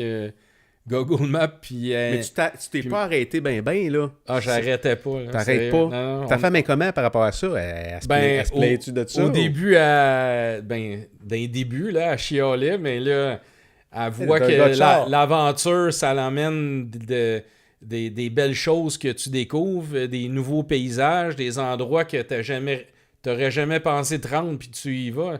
Juste un exemple, Roméo-Juliette, là, on a tapé Roméo-Juliette, puis c'était avant d'arriver à Modena pour aller chez Ferrari. Fait qu'on est allé dans la ville où est-ce qu'il y avait le balcon de Juliette. Fait qu'on est allé là. Fait que on a des photos à cet endroit-là. On a acheté le cadenas comme tout le monde. On l'a accroché après la barrière avec un petit mot. Fait que c'est des moments que tu peux pas oublier. Puis c'est des beaux moments à vivre. Mais la seule manière que tu peux vivre ces choses-là, c'est en étant aventurier. Puis... Tu dois pas faire des listes avant de partir de tes voyages. Rien. Tu dois zéro planifier. Toi, c'est le feeling. J'emmène même pas d'argent. Pour vrai. Un petit sac de voyage, puis... la valise, puis la carte, puis à mesure que tu fais des activités, ben tu payes avec la carte. Si t'emmènes, admettons, de l'argent, mais là, t'es stressé, tu peux pas laisser l'argent dans la voiture, fait que tu te casses pas la tête, t'en emmènes pas. Tu voyages-tu beaucoup? Pour vrai, pas tant que ça. T'as pas le temps? Non, exactement. Surtout depuis que j'ai commencé à citer, j'ai comme pas vraiment de liberté parce que je travaille à côté, parce que je veux... Puis faut que tu suives les projets à quelque part. Là. Tu dois être sur le chantier, tu dois être avec les Ben, gars, je suis t'es toujours tout le temps là. je m'implique dans tout ce que je peux, dans le fond. Je vais voir les gars, je suis les chantiers le matin, je partage mes connaissances avec toutes mes équipes pour que, tu sais, plus que j'en partage, plus que mes gens autour de moi sont connaissants, puis plus que les projets avancent rapidement. Fait que je cache rien, là, je dévoile tout à mon équipe. Non, puis c'est ça que t'avances, qui fait que tu avances plus vite. Non, puis en même temps, t'es un visionnaire, t'as une vision dans la tête, puis là, après ça, c'est de le communiquer, puis de t'assurer qu'il va se concrétiser de la bonne manière. Exactement. Fait que de communiquer avec le monde, ça devient méga important, là. Ce projet-là, qui j'espère pour toi, qui est le projet de ta vie jusqu'à maintenant, là, c'est la plus grosse bébite que tu as eu à créer. Là. Ouais. On recule, ça a commencé avec ta première entreprise, hein? Oui, puis qui carrément qui t'a amené là. Je sais pas si ça te tente de nous jaser là-dessus. Oui, ben dans le fond, je faisais un projet à Lorraine qui était le domaine de Château de Brisac. Puis je construisais des maisons de 700 000, 800 000, 1 million, 1 million 200 000. Puis c'était le domaine de Château de Brisac. Dans le fond, dans ce secteur-là, tu as M. Pellado qui habite là, tu as la famille Berthelet, tu as M. Bouchard de Couche-Tard qui habite dans le domaine de Lorraine en haut, dans le fond. Puis là, mais ça, c'était une continuité de ce projet-là, d'immenses maisons. Puis Annie, qui est ma femme maintenant, ben, elle étudiait en comptabilité. Puis elle étudiait tout le temps, là, pendant 3 ans et demi, 4 ans. Fait que pendant qu'elle étudiait, ben, elle était dans la maison qu'on faisait visiter aux gens. Fait que là, ben, quand elle avait des clients, elle faisait visiter la maison. Quand les clients partaient, elle retombait dans ses livres, puis elle étudiait. Puis là, ben, moi, je m'occupais des chantiers, tout ça. Puis là, ben, le projet de la Cité de Mirabel nous est venu de cette façon-là, parce que quelqu'un qui a travaillé, dans le fond, pour la banque Morgan Stanley pour développer le projet de la Cité de Mirabel. Puis là, ben, il a parlé du projet à Annie. Puis pour vrai, j'avais aucune connaissance de c'était quoi cette affaire-là. Là, on est après la crise. Hein? On est quoi? On est dans les années 2010-2011 à ce moment-là? Où quelqu'un te parle du projet? 2009. Dans le fond, la crise a commencé 2008-2009. Ouais. Puis moi, je pense que la première fois que je m'en ai fait parler, c'était dans les alentours de 2010-2011. Parce que Montreal Outlet, ça a été développé c'est arrivé après. Ça fait vraiment partie de ton projet. Là. Ouais. Le projet initial, c'était quoi? Parce que le projet initial, c'était le projet Lac Mirabel. Qui était quelque chose de... C'était vraiment spectaculaire. C'était spectaculaire. Hein? Puis peut-être que ça a fait peur aussi... Peut-être que ça t'a pas aidé non plus par la suite à développer le projet. Non, ça m'a vraiment pas aidé. Dans le fond, ça a créé un éléphant blanc. Parce que les banques, quand j'allais les voir, puis je leur disais, ben, je vais faire le projet de la Cité de Mirabel, puis qui était l'ancien projet Lac Mirabel, dans leur tête à eux, c'était un terrain qui était brûlé, puis que je réussirais jamais à rien réaliser à cet endroit-là. Juste à cause d'un projet. Ouais. Puis là, ben... C'était quoi le projet?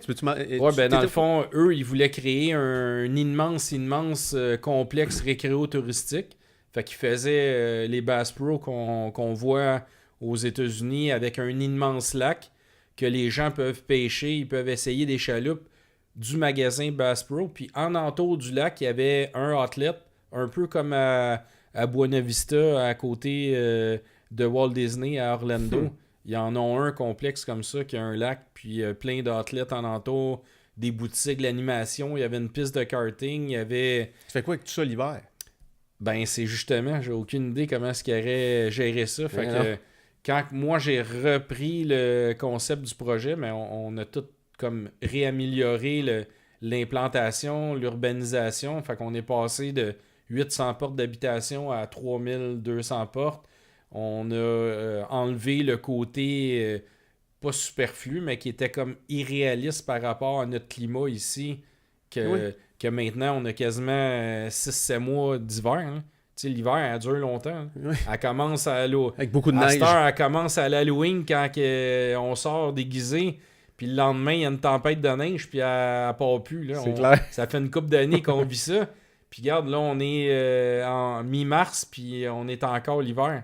Fait qu'elle a commencé le 31 C'était octobre. pas un projet qui était très, très adapté. Là. Il avait été développé par... C'est un projet qui était Américain. Très, très américain. C'est dans le fond le mentor qui était en arrière du projet avec la banque Morgan Stanley, c'était Sheldon Gordon. Puis Sheldon Gordon, c'est lui qui a créé le Caesars Palace à Las Vegas. Fait que... Mais comment ça arrive sur ton bureau ou dans tes mains? Comment ça dans arrive le à fond, tes oreilles? Voyons. c'est un monsieur qui est venu visiter une des maisons à Lorraine, puis c'est Annie qui l'a rencontré, puis là, la personne voulait louer un local, puis là, à force de jaser avec, le monsieur a vu que j'avais créé plein de choses, puis j'avais réalisé plein de projets, puis là, il a dit à Annie, est-ce que tu crois que Ray, il y aurait de l'intérêt pour un immense terrain à Mirabel?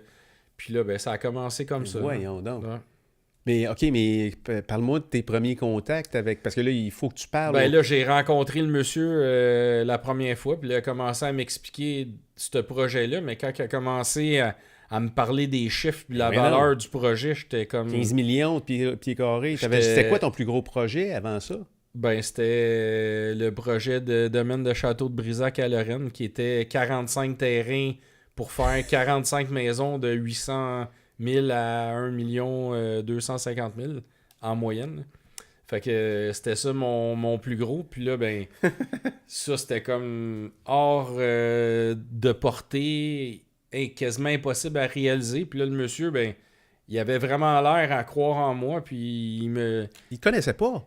Il me connaissait de mes antécédents de bonsaï, puis de tout ce que j'avais semé de 2011 à aller à 1984, dans le fond, parce que je roule avec le même nom bonsaï depuis 84. Mm-hmm. Puis j'ai toujours comme eu un brand de bonsaï qui a comme... Les gens, genre, quand je faisais un aménagement paysager, ils étaient fiers de dire que c'était l'entreprise bonsaï qui avait fait leur aménagement paysager. Fait que j'avais vraiment bâti un brand qui était comme reconnu par les gens, puis les gens étaient fiers d'avoir utilisé nos services d'aménagement paysager. Fait que ça m'a comme toujours suivi, puis je roule encore avec le même nom, le même NEQ que quand j'ai commencé. Là. Puis la plupart des gens qui sont dans mon domaine, à tous les 2 ans, ils ferment leur compagnie et s'en repartent des nouvelles pour se faire oublier dans le domaine. Puis moi, j'ai le même nom depuis 1984. Fait que ça... Pour moi, ça m'a emmené du positif toujours. C'est clair, puis ça t'a ouvert ces portes-là. Exactement. Comment on réfléchit à prendre un projet comme ça? Parce que c'est bien beau l'intuition, là. Mais là, on parle de plusieurs dizaines de millions de dollars. Ouais. Comment s'est passé ton cheminement? Tu le veux un matin, tu te dis, bon, on le fait. Dans le fond, on est allé à New York rencontrer les gens de Morgan Stanley puis monsieur... Sheldon Gordon, puis là, Les chiffres te font pas peur, la grosseur des chiffres te font pas peur. Oui, au début, j'étais vraiment comme craintif, tout ça, mais il avait tellement l'air à avoir confiance en moi que ça me donnait encore plus confiance d'aller de l'avant. Puis là, je voulais pas le réaliser tout seul, fait que j'avais des entreprises, que j'avais des partenaires dans des entreprises, fait que je leur ai offert à eux de le faire avec moi, mais ils me traitaient de débile, puis que c'était impossible. Même eux, ils me disaient que c'était impossible à réaliser. Puis finalement, ils n'ont pas embarqué. Je l'ai offert à d'autres entrepreneurs qui sont très reconnus sur la Rive-Nord. Même eux, ils m'ont dit « Oublie ça, c'est ben trop gros, t'es complètement fou. » Puis ainsi de suite. Puis là, finalement, j'ai trouvé une personne qui croyait en moi, puis qu'on est allé de l'avant. Puis là, on a commencé à développer le concept d'urbanisation. Puis là, à force d'avancer puis d'avoir des plans plus réels, mais là, les gens à qui j'en avais parlé, là, il y avait plus confiance, mais pas pour la totale du projet, mais pour embarquer avec moi avec des parcelles, exactement. Ouais. Mais là, il n'y avait rien de closé à ce moment-là avec la... Oui, là, c'était closé. J'avais donné le dépôt, puis... Attends un petit peu, là. Je veux juste comprendre, là, parce qu'il arrive un moment où tu vas signer des documents finaux, là, où tu te dis... On le fait, là. Exactement. Puis là, tu as le stylo dans les mains.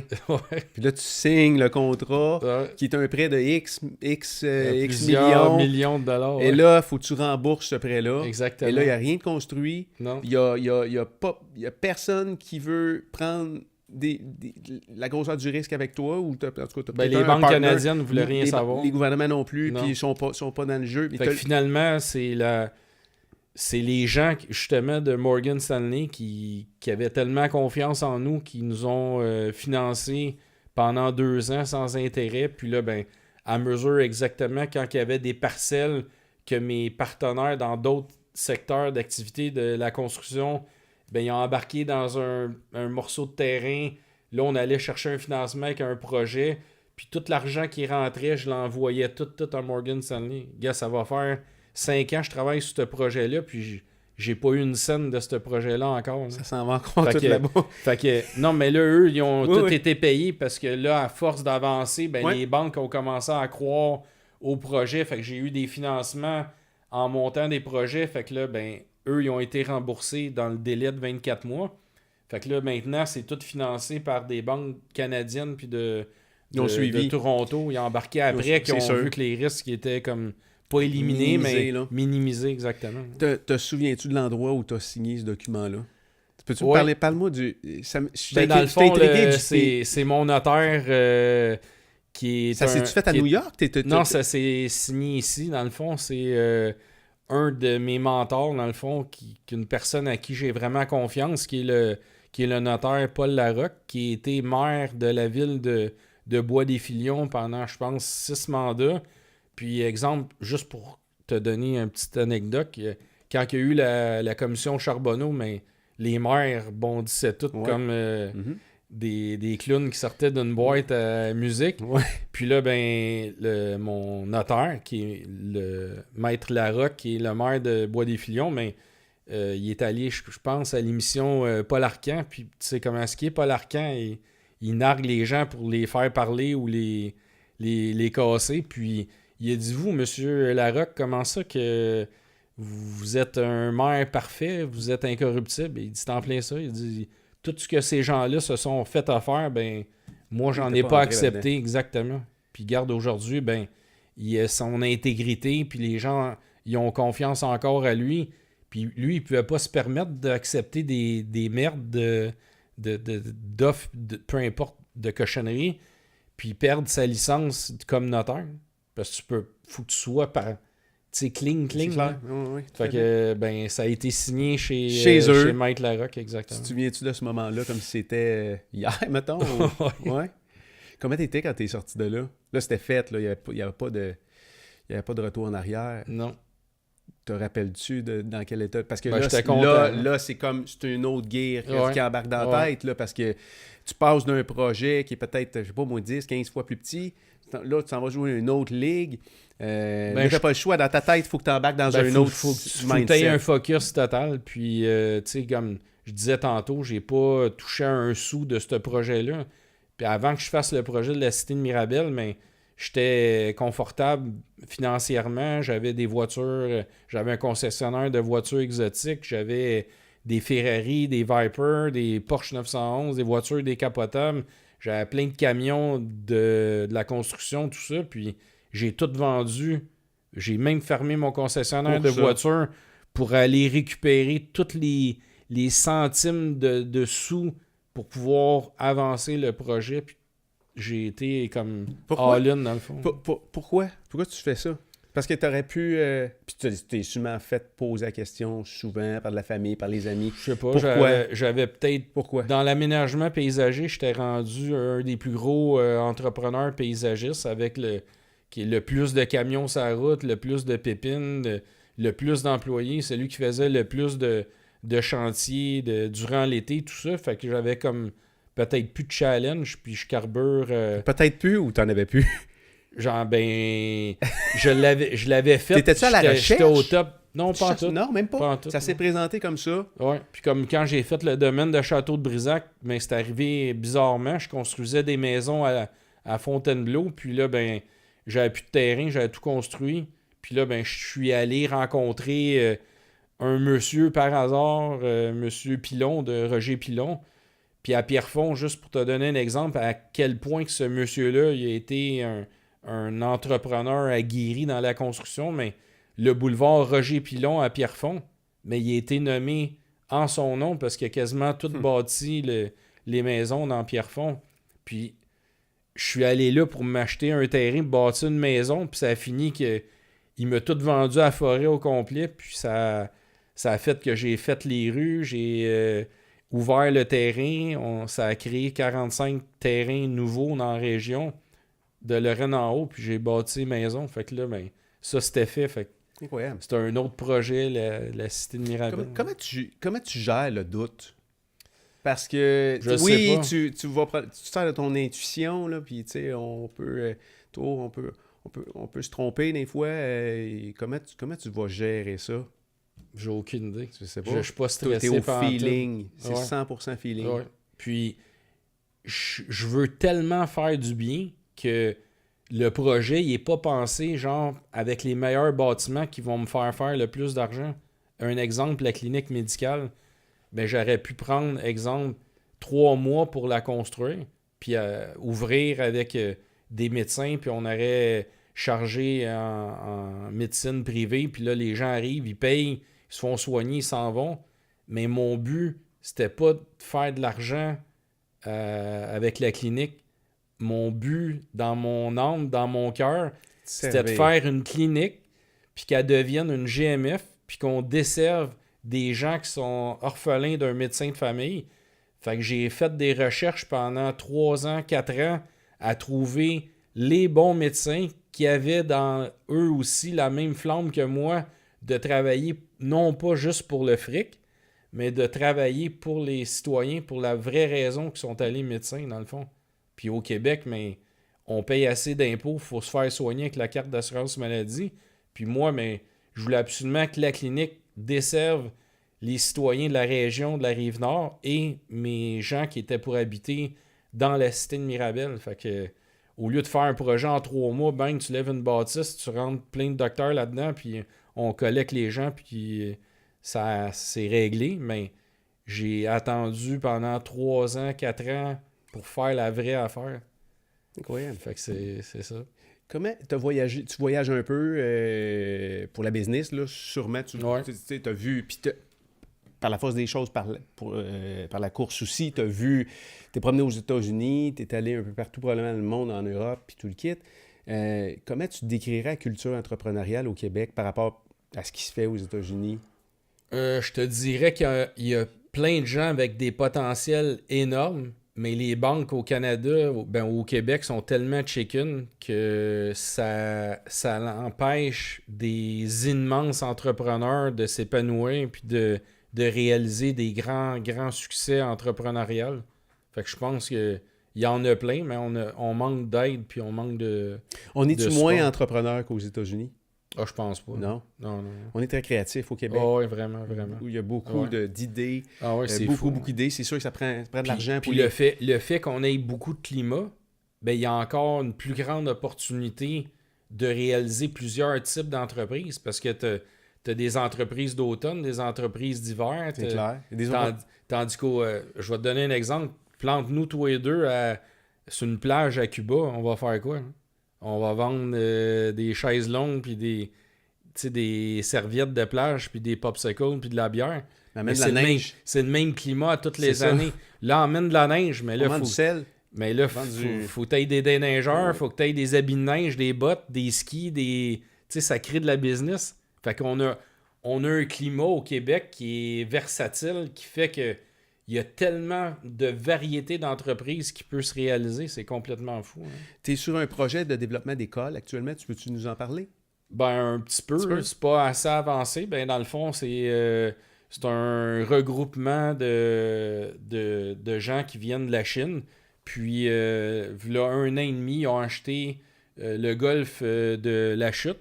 Puis, ils veulent réaliser la plus grande école, dans le fond, d'entrepreneuriat puis de leadership. Puis là, ben moi, j'étais vraiment intéressé à ça. Fait que j'ai rencontré ces gens-là. Puis justement, c'est drôle parce que tantôt, tu m'en as glissé un mot. Puis je leur ai parlé ce matin. Puis on se rencontre la semaine prochaine.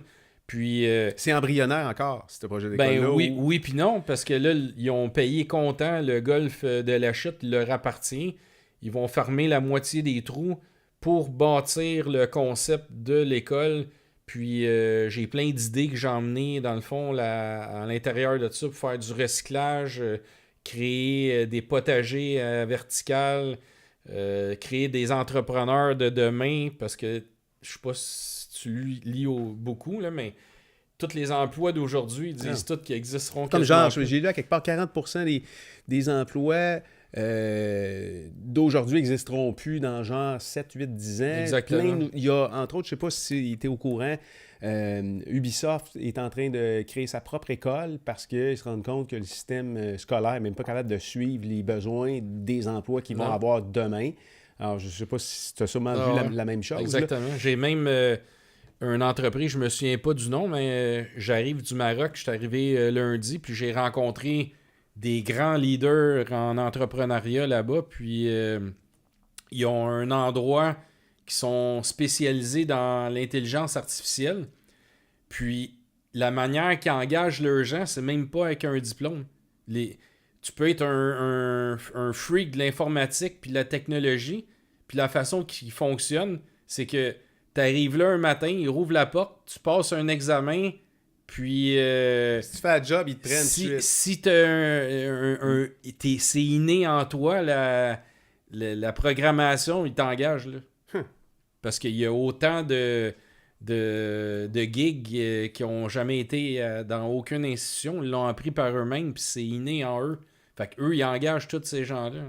Puis ce qu'ils font, ben ils les prennent à un niveau que c'est du naturel.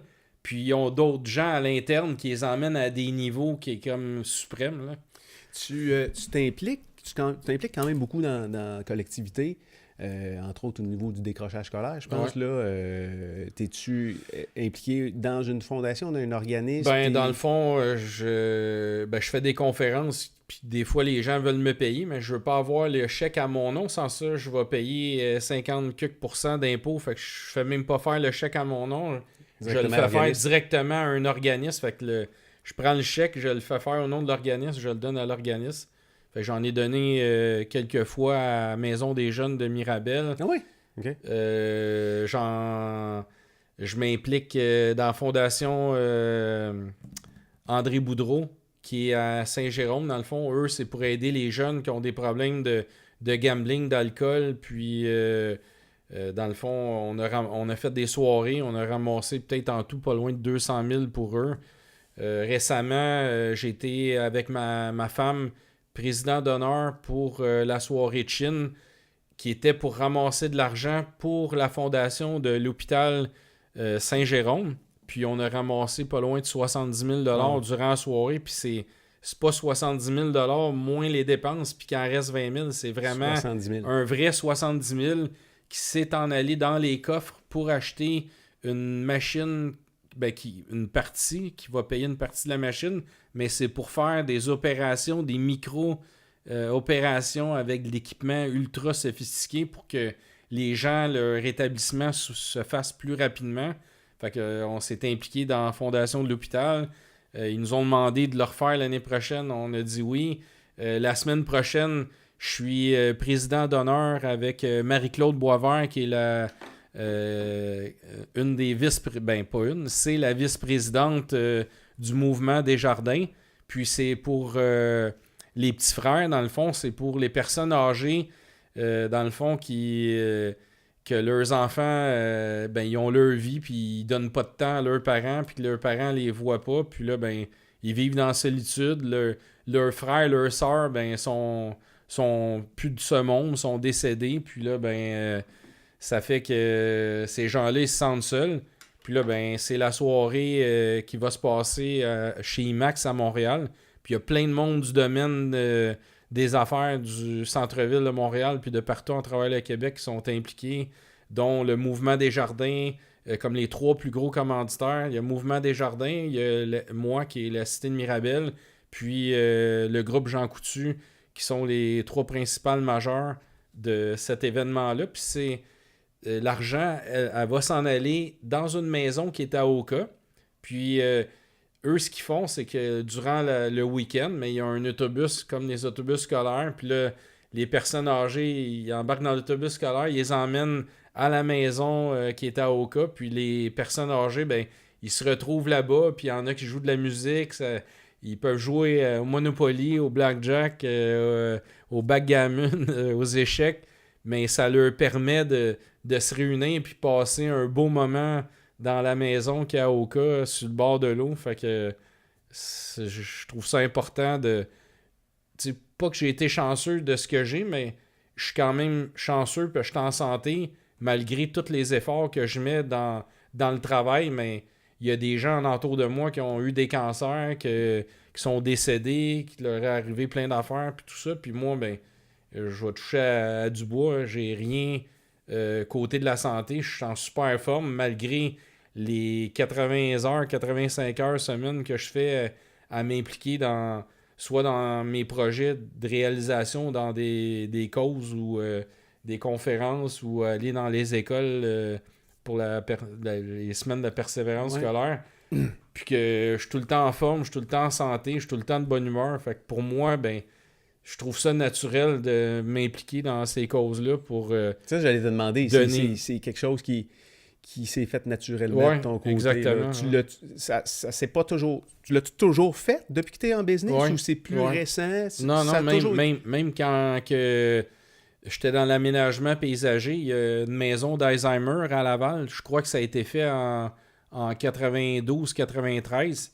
Puis j'avais tout fait l'aménagement paysager extérieur de la maison Alzheimer à Laval. Puis tous mes fournisseurs, exemple, mon fournisseur de tourbe m'avait donné la tourbe. Puis avec mes employés, on avait tout nivelé le terrain. Mon fournisseur de terre m'avait donné en terre. Fait qu'on avait tout aménagé le site au complet. Fait que c'était en 92, là, fait que j'avais 22 ans, fait que ça... Puis là, j'en ai 49, fait que ça fait longtemps que ça me suit. Puis là, ben, quand je vois ça, je me dis, ben, si un jour j'ai l'Alzheimer, ben, c'est clair. Je vais retourner voir mon gaz. C'est ça. On le fait-tu assez au Québec? C'est quoi l'état de la philanthropie au Québec? Parce que tu côtoies des hommes, des gens, t'es dans le milieu des affaires.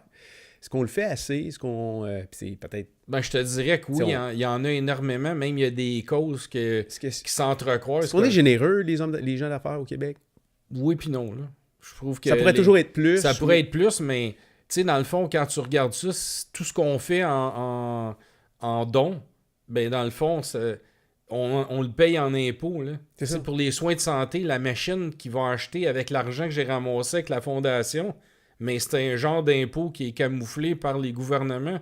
Parce que c'est au gouvernement de donner l'argent aux hôpitaux. Fait que si, dans le fond, on la donnerait pas, ben il nous la chargera en impôt pour la donner à l'hôpital pour pouvoir acheter la machine. Fait que je sais pas. Là, je trouve ça... des fois, je trouve ça spécial. Le fait qu'on paye beaucoup d'impôts. Je pense qu'on est un des provinces qui payent le plus d'impôts au Québec. Il y a un des endroits dans le monde où on est le plus imposé. En plus, imagine. Fait que, quand ils ont de la misère à s'acheter une machine à 150 000, ça va pas bien. Hein. Fait que on s'implique, là. On fait notre possible. Dans ton cas, c'était naturel. En tout cas, moi, je sais que j'en fais pas mal. C'est ça. Les enfants, puis pour les enfants, beaucoup, hein. Ouais. Le fait d'avoir des enfants, je pense en santé aussi, exactement. C'est quelque chose que... Puis mes enfants, ils voient notre exemple qu'on leur partage indirectement. Puis là, ben, eux aussi, ils travaillent fort pour avoir des bonnes notes à l'école.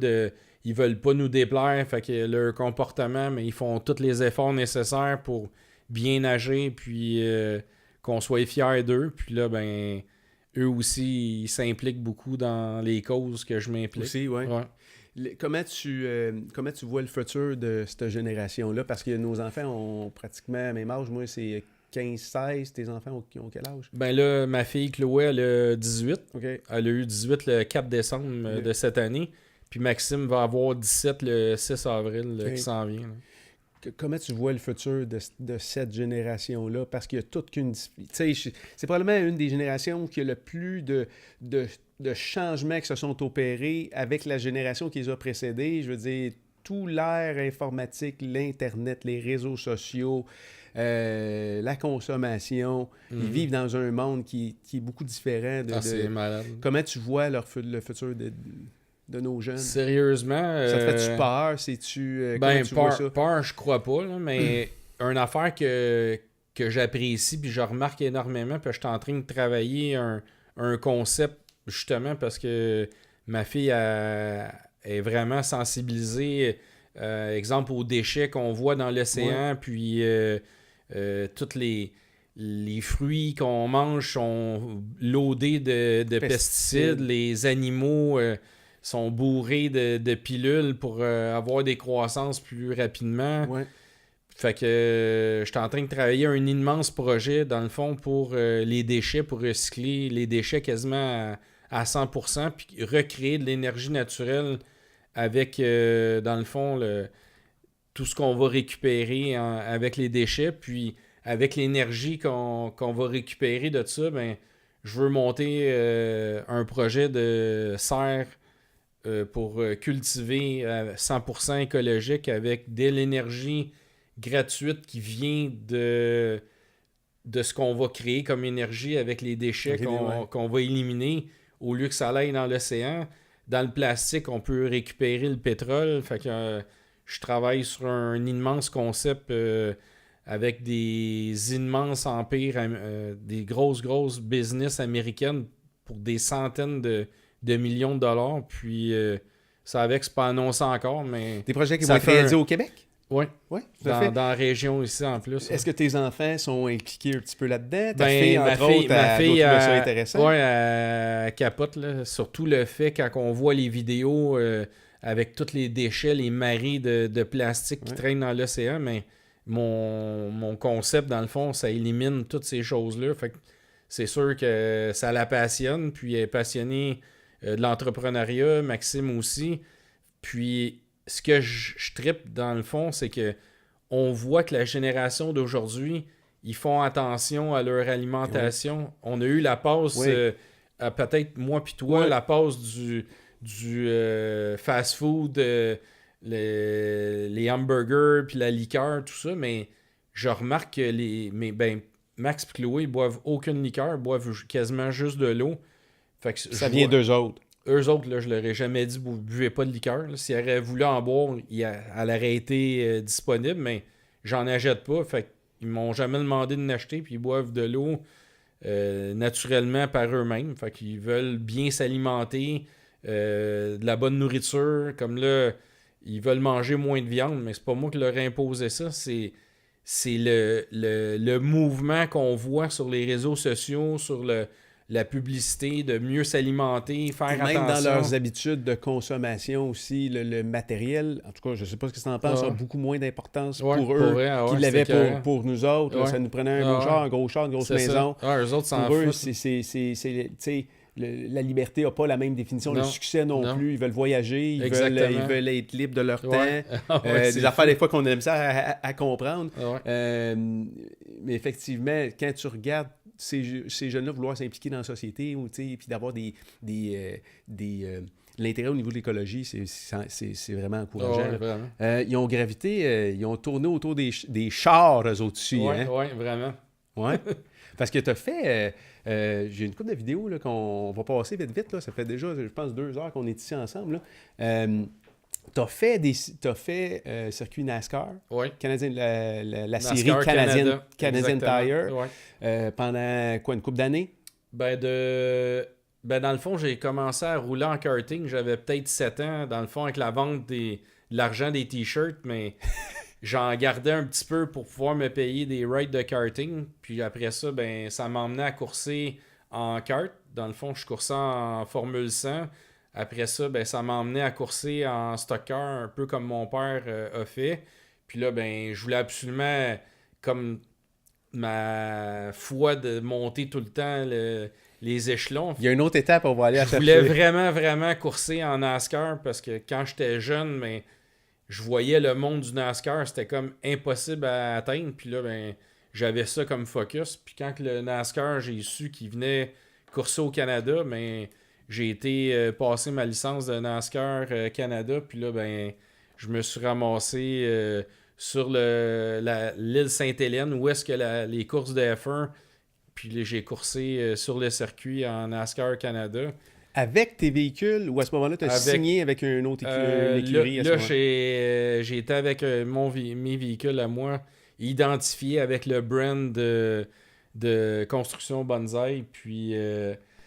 On a roulé sur le circuit de l'île Notre-Dame. Après ça, j'ai fait une saison complète en NASCAR Canada. Mais là, j'étais dans une autre écurie, mais un peu comme Richard Childress ou Richard Petty. Ben, eux, ils ont des écuries, mais moi, je payais pour avoir ma voiture préparée, mais à l'effigie de nos brands, de nos projets pour justement faire du marketing au maximum. Là. Ça, c'est. Tu as couru entre autres aux États-Unis là, à cette époque-là, Ouais, je pense. dans le fond, quand j'ai coursé en NASCAR Canada, après ça, toujours ma foi d'aller encore plus haut puis plus haut, mais je voulais absolument courser aux États-Unis. Ouais. Fait que je suis allé courser à Bristol, là, au Tennessee. Qui est un circuit mythique, là. Ouais, exactement. C'est toute qu'une track, là. C'est le Super Bowl qui appelle le bol où est-ce que les voitures roulent le plus vite au monde, dans le fond, à l'intérieur d'un circuit d'un demi-mille. Puis, pour être capable de rouler à des vitesses incroyables, mais le banking du circuit, c'est 33 degrés. Fait que quand on rentre dans la courbe, on monte vraiment sur un mur, comme qu'on peut voir ici dans la vidéo. C'est des véhicules qui ont combien de force? Ben, ceux-là, autour de 500 c'est 575-600 forces. Parce qu'en NASCAR Canada, c'est 500. Puis en NASCAR KNN aux États, c'est pas loin de 600. Fait que là, t'as vécu la folie du NASCAR aux États-Unis. Ah ouais, c'est une religion là-bas. C'est Là. T'as le complètement football américain, cinglé, ouais. puis le NASCAR. Très... Comme on voit, là, j'ai eu des entrevues avec Speed TV, TSN américain. C'est comme inexplicable le moment que j'ai vécu là. Ça fait quel âge, là? Ça fait pas longtemps quand même, là. Ça, c'était en 2012. Hein. 2012? Ouais. Ça a duré 2 ans? J'ai arrêté en 2015 parce que, dans le fond, à cause de la cité de Mirabel, j'avais besoin de plus en plus de financement. Oui, puis ça, on s'entend, là, c'est un money pit. Hein? Exact. C'est plutôt pour le risque. Dans le fond, les institutions financières m'ont dit, si tu veux qu'on continue à te faire du financement, on aimerait ça que tu cesses tes activités de course automobile. Je deviens à risque pour les institutions financières quand je suis sur un circuit puis j'atteins des vitesses de presque 300 en Camping World Truck. À Motorsport, dans la ligne droite, je crois qu'on pognait 318-320 km/h. Hein. Incroyable. Là, tu parles de camping. Les Camping World Truck Series, c'est les camionnettes. Es-tu là-dedans? Là, ouais, juste là, Camping World Truck. Attends un petit peu, je le vois pas. Là. Et où? Il est le logo NASCAR. Okay. Puis, c'est ça, en Camping World, il y a peut-être... ça, c'est du taux. Ouais, c'est le camion de la cité de Mirabel. La vitesse sur la longue ligne droite, on atteint 320 km/h. Fait que c'est pas loin de 700 forces, je crois, 750 forces de moteur. Comment, explique-moi le feeling rapidement de te retrouver là-dedans, que ça se pilote comment, c'est quoi le feeling? Sérieusement, les premiers tours que j'ai fait avec le véhicule, j'en revenais pas à quel point que ça allait vite. Puis là, dans notre casse, on a des écouteurs comme on a en ce moment. Puis j'entendais mon spotter qui me disait run, run, run. Puis là, je voyais sa longue ligne droite. Quand on arrivait au bout, je me disais, le camion, il arrêtera jamais. Hein. Puis là, il me disait push your brake, push your brake. Fait que là, je mettais de la pression sur les freins. Puis je passais de 250 km à 75 pour prendre un épingle en une fraction de temps. Fait que là, après une dizaine de tours, au lieu de rentrer à 250, je rentrais sur la ligne droite à 280, après ça à 300, après ça à 310. Tu t'adaptais vite, là. Exactement. Fait que, comme tu peux voir, le véhicule, on est télévisé partout sur les postes américains, Speed TV, TSN, le poste payant de NASCAR. Fait que c'est la couverture médiatique, puis les retours, dans le fond, sont incroyables. Oui. À cause du NASCAR, ça m'a emmené des connaissances de gens que j'ai connus, que j'aurais jamais réussi à atteindre ces gens-là sans avoir ce véhicule promotionnel-là, dans le fond. Là, vous avez 2 ou 3 véhicules? Là, en ce moment, j'ai plus rien, là, exactement. Ça a été mis de côté, là. Tout ce qu'on avait comme équipement puis comme véhicule... À cause du risque que tu parlais, là, tantôt. On n'a plus rien, mais comme là, on est comme sur une relance, parce qu'il avait probablement eu un accident. Fait que là, ben, on est sur une relance qui est sur Mosport. Puis j'avais roulé à cette course-là. Il y avait environ pas loin de 40 camions, puis on était seulement que 3 Canadiens. Il y avait Andrew Ranger, Alexandre Tagliani, puis moi. Fait que c'est comme une fierté d'avoir réussi à atteindre ce niveau-là dans la course automobile. C'est incroyable. Puis t'as eu la chance de rouler aussi sur le circuit Gilles Villeneuve, je pense 2 fois. Oui, ben 2 fois en NASCAR Canada, puis 1 fois en Formule Ford. Qui est en fait, je pense que j'ai des images ici, là. Ouais, ça c'est juste avant de rentrer sur le circuit, puis qu'on fasse nos tours de chauffe. Formule Ford, c'est 1600. Hein? Exactement, c'est la Formule 1600, Formule Ford. Puis comme j'étais pas régulier dans la série, ben j'étais parti en arrière. Puis drôlement, ben je roulais, puis j'avais aucune idée en quelle position j'étais. Puis quand ils ont mis le drapeau à damier, ben chaque voiture qui passe le drapeau à damier, tu peux être dernier, puis tu passes le drapeau à damier. Puis finalement, quand j'ai passé le drapeau à damier à la fin de la course, j'entends mes spotters me dire t'es 3e. Non, voyons donc. Et là, je capotais. T'as fini 3e? Ouais, fait que je me suis ramassé sur le podium. Sur le même podium que Michael Schumacher, Gilles Villeneuve, Jacques Villeneuve. Incroyable. Sur le top des garages dans le fond de où ce que les F1 étaient. Puis là, ben, on roulait juste avant la grande course de F1 là, sur le Grand Prix du Canada. Tu me parles de ça, j'ai des frissons. Là. C'est comme le trip de chaque petit gars de faire ça. C'est malade mental. Hein. Incroyable. C'est comme là, je suis vraiment sur le circuit où est-ce que les F1 roulent. Là. Et à quelle vitesse, là? À peu près?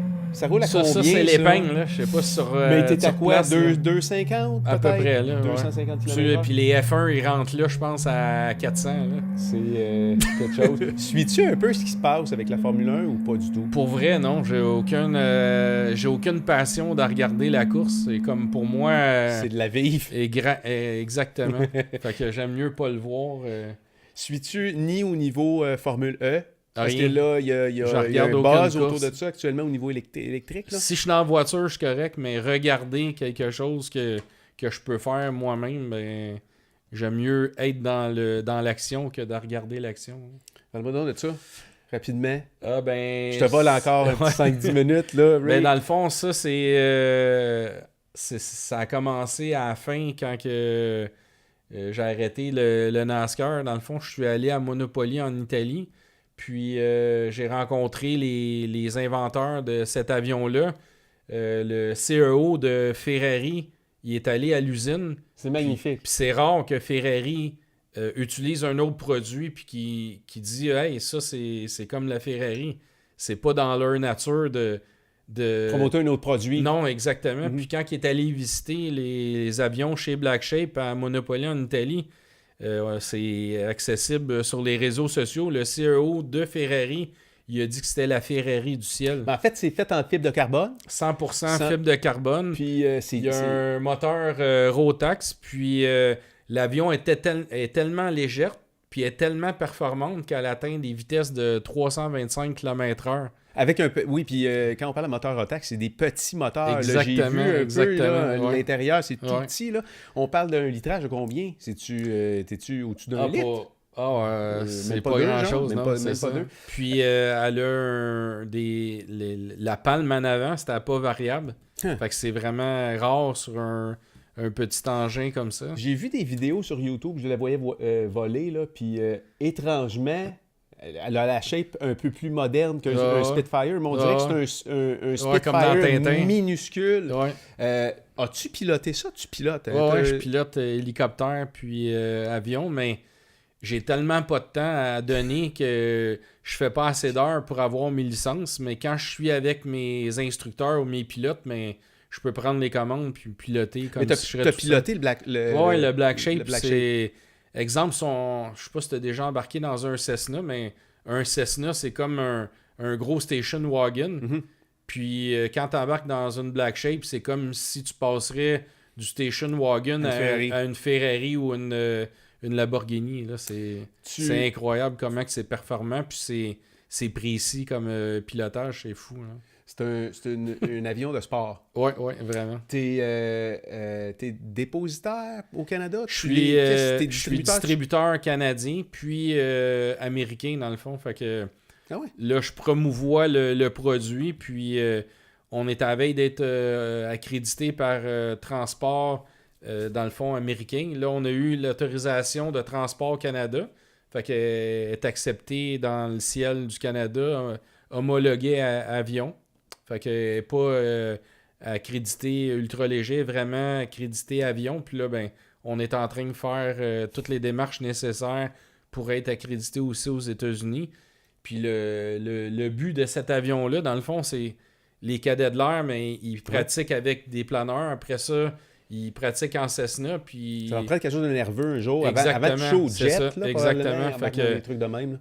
Ça serait un intermédiaire avec le tutor. Oui.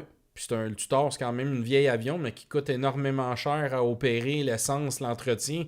Tandis que le Black Shape coûte environ, incluant la maintenance, l'essence, les changements d'huile, c'est peut-être 100$ de l'heure. Contrairement à peut-être un tutor, je dis un chiffre là, que je ne connais pas, mais c'est peut-être 1000$ ou 2000$ de l'heure. C'est un avion probablement des années 50. Là, très coûteux, exactement. Je vais acheter ça, tu me vends ça combien? Ça vaut combien? Ça, un modèle avec le Lexan fumé, puis l'équipement pilotage avant-arrière, c'est 320 000 Canadiens. OK, quand même. Ouais. Pas pire.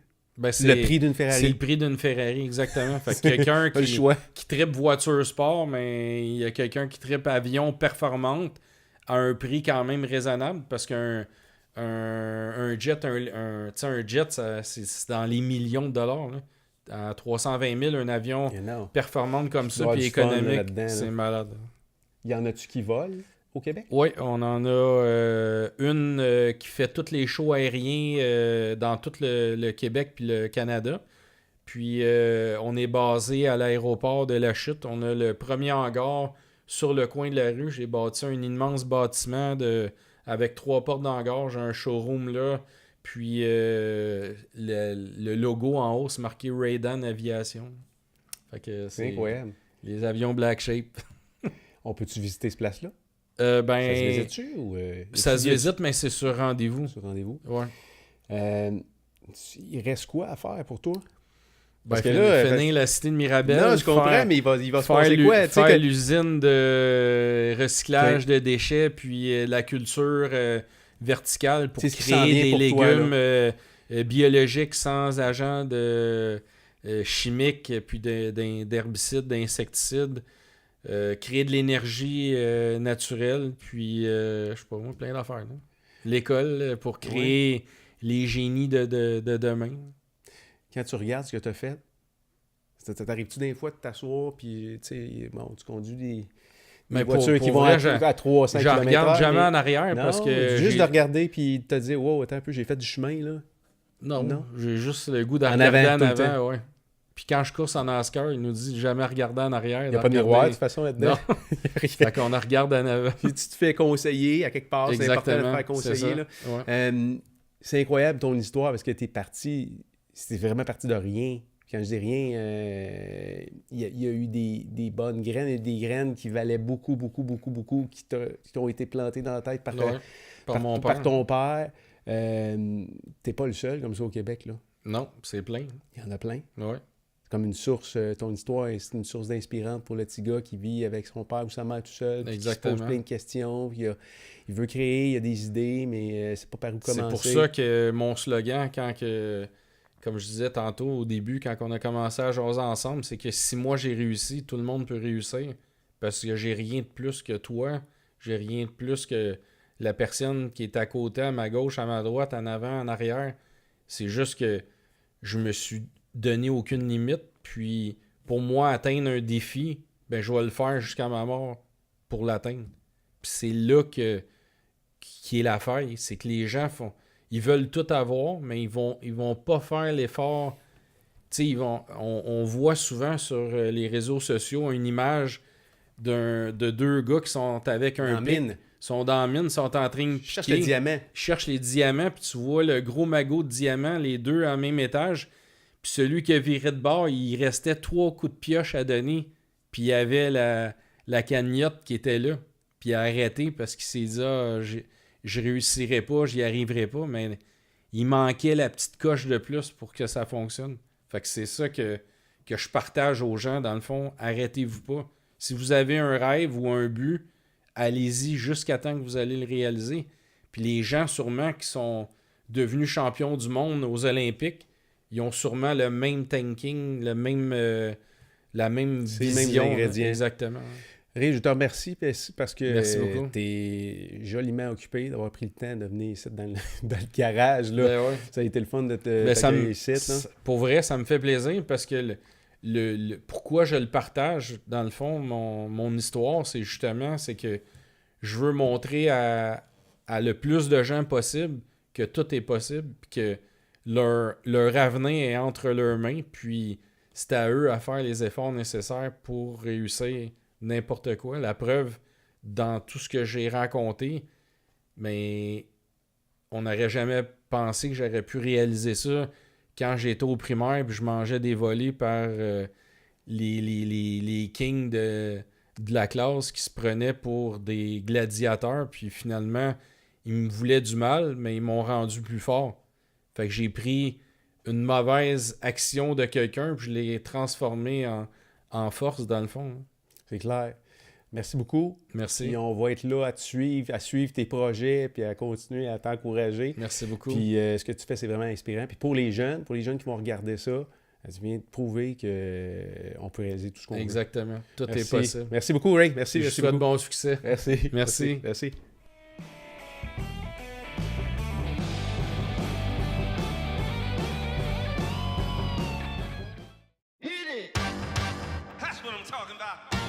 Wait! Okay, now, from the beginning.